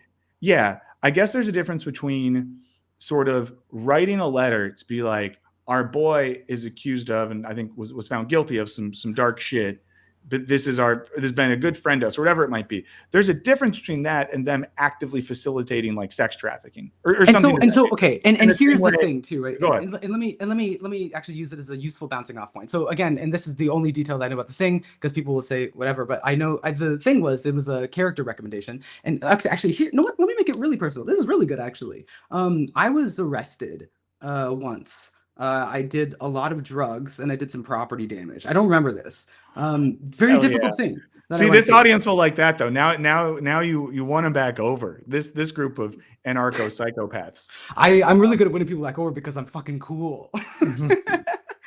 But again, that shows how people change their minds. Is it believing the right things or is it something more fluid, right? But no, Yeah. I got arrested and charged with something. Mischief under 5,000. It was minor, and then the charge was dropped ultimately. But it was a scary time. And what I got a lawyer, and what the lawyer advised me do was to get letters of character recommendation. And so the function of it is to acknowledge, not to pretend that someone didn't do something bad, but to acknowledge they did something bad and to try to expand the scope to their entire humanity. So in my case, you know, that's the only time something like that's ever happened, and I'm contributing to my communities and stuff like that. So I had like, you know, a choir director and like my pastor, some people wrote letters of character recommendation for me, right? And who knows to what extent that contributed to this person having a kind of understanding of me that, you know, made this charge drop and allowed me to continue my life without it being ruined or majorly affected in some major way. So anyways, here's just again the minimum of information that I know about these guys is they did that, and or I don't know, actually don't know what the moment was that they're writing the letter at, but I know that it wasn't supposed to be public. It wasn't a public show of support. It was supposed to be private, and it was leaked or it was released or whatever. And so again, like but to make it more to the point though, right? It doesn't really matter. Like the details of the situation don't really matter because again, I'm not trying to litigate here. Like the objective, was it the bad thing or not the bad thing, so we can all either be or like or whatever, you know. Thumbnail: CJ the X defends Scientology criminal. Okay, I don't know anything about that. Are they Scientologists? Oh yeah, that's the whole thing because the guy they were defending did the bad stuff in the context. He's of Scientologist. Oh, yeah. Okay, whatever. Yeah. You shouldn't know this. Yeah, right. I forgot that was my job. Yeah, whatever. Anyways, so here's my theory. You want to hear my theory? Yeah, I do. It's my theory of cancellation culture. It's an anthropology of online accountability culture, right? Here's how I see it. The original sin of the internet is Gamergate. I think that was... I'm trying to remember pre-Gamergate internet, but yeah. No, I feel like that's the original sin of the internet. It's like lurking underneath everything. It's like this thing that we haven't dealt with. And I think it was the discovery that you can have this sort of entertainment festival organized experience of trying to get someone to kill themselves. And like ContraPoints points out in her Gamergate tangent that she has on Patreon, pledge to ContraPoints Patreon, I reference those tangents, so I try to boost her Patreon while I'm doing it. But like she says, if you look at the foundational document of Gamergate, it's really funny because, first of all, the whole thing's based upon hypocrisy. Is that the thing is that this girl says she believes these things, but actually she doesn't act out those things, and you can tell because she was like shitty with me in my personal relationship or whatever, you know. So what ContraPoints points out is that if this was written today, it would obviously be using the language of cancellation.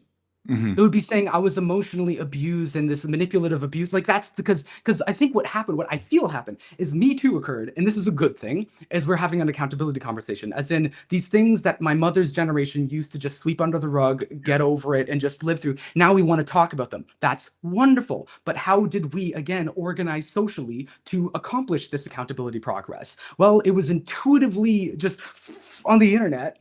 And my feeling is that Gamergate and Me Too fused, and that is now what we call accountability culture, because all that matters is the shape of treatment. There has not been any discussion of what accountability looks like. You'll just have a mob of people saying, all you had to do was this, and they'll try to destroy you, but they'll use the sort of virtue language now. And I actually know this too, because I know some of the people that were Gamergated in the first thing. Not the biggest names, people that their whole life was partially defined by this harassment campaign.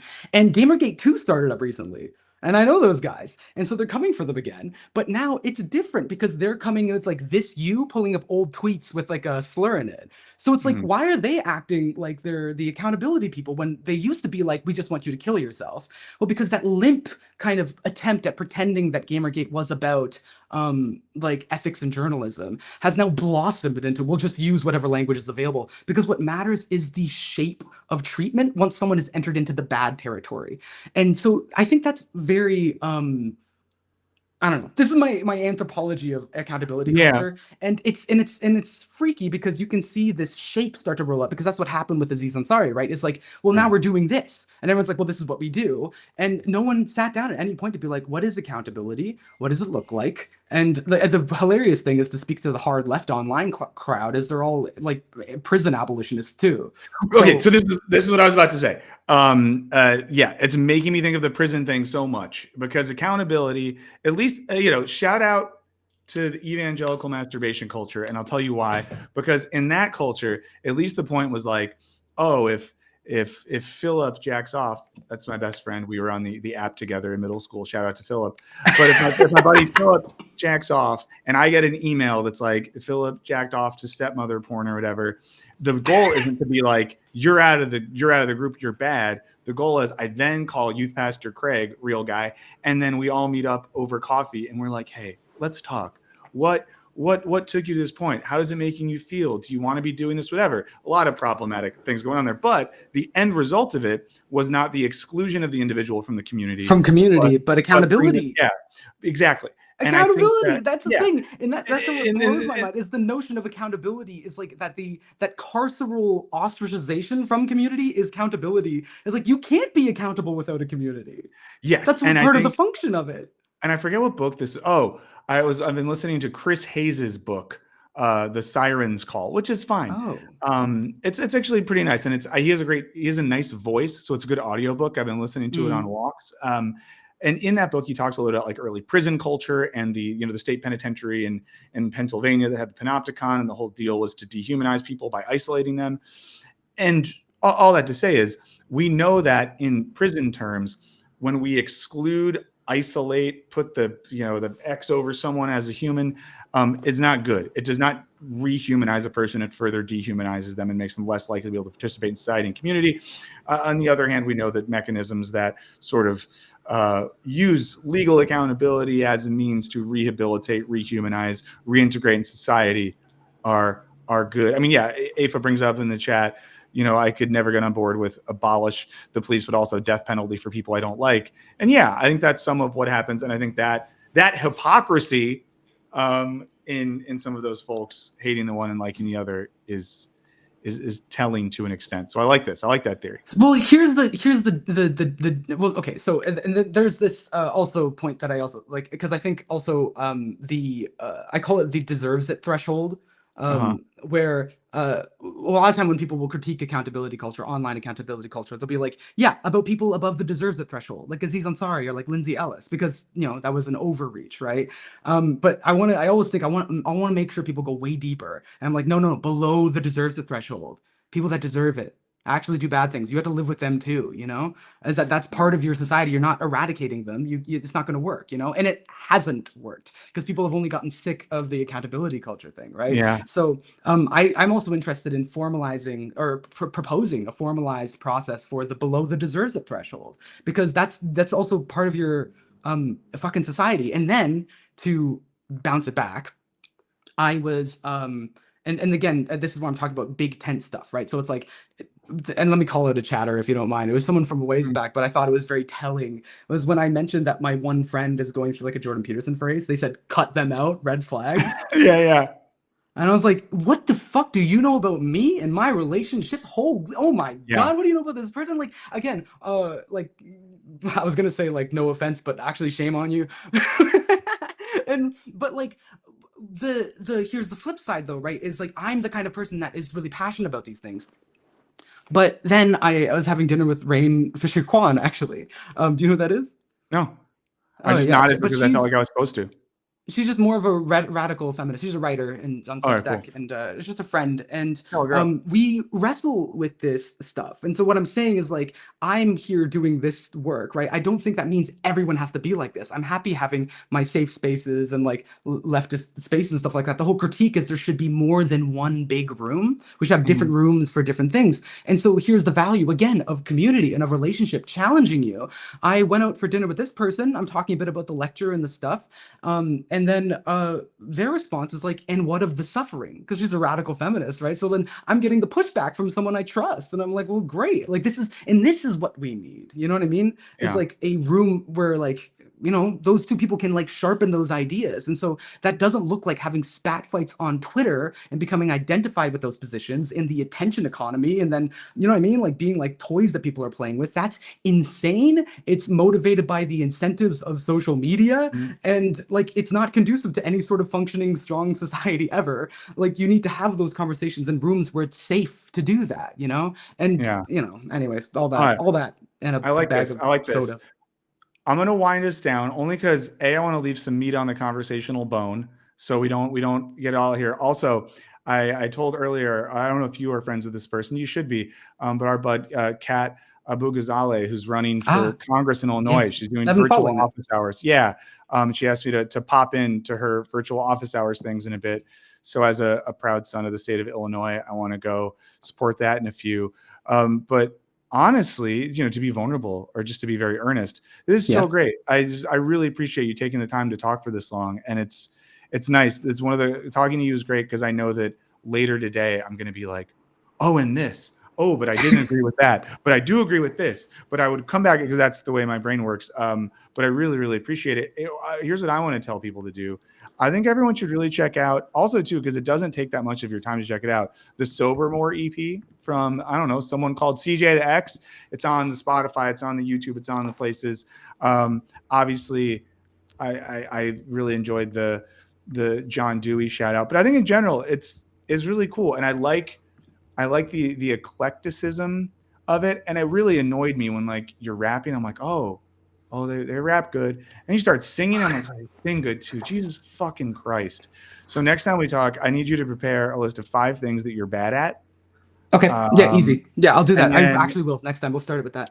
And then my one question about the EP is, did you do most of the production yourself as well? I did all of the production myself. Oh, eat shit. Okay, wait. Jesus There's a couple of- Christ, because it's Do you- good. do you- It's really Well, good. I have The I have drums musicians. on one track in So- particular I loved. Go ahead. The drum? Which one? It might have been the second track. There was something that on Heart. Maybe there was something there. This thing where it felt like the drums were like not quantized or were like syncopated in a weird way. That would be the last track. It's very Okay. Dilla kind of thing. Yeah. That stuff gets me off. Yeah, I Not know, like- because I think not- I'm starting to understand your music taste more. Every time we talk, we get a Yeah. little bit into it. Yeah, I appreciate it. Yeah, no, I will shout out that like I went to jazz school, so I have like my music colleagues Yeah. too in different places, and so I actually did have Sam Laramie, incredible synth player in Toronto. It has something on every track, so there's additional production from other people, like get the overdub stuff, but I'm the mix person, and also mastered by Alan Yeah. Han, who's a wonderful Korean Canadian like mentor and just great. Yeah, so thank you. Thank you. I wanted to ask like what you thought of the EP.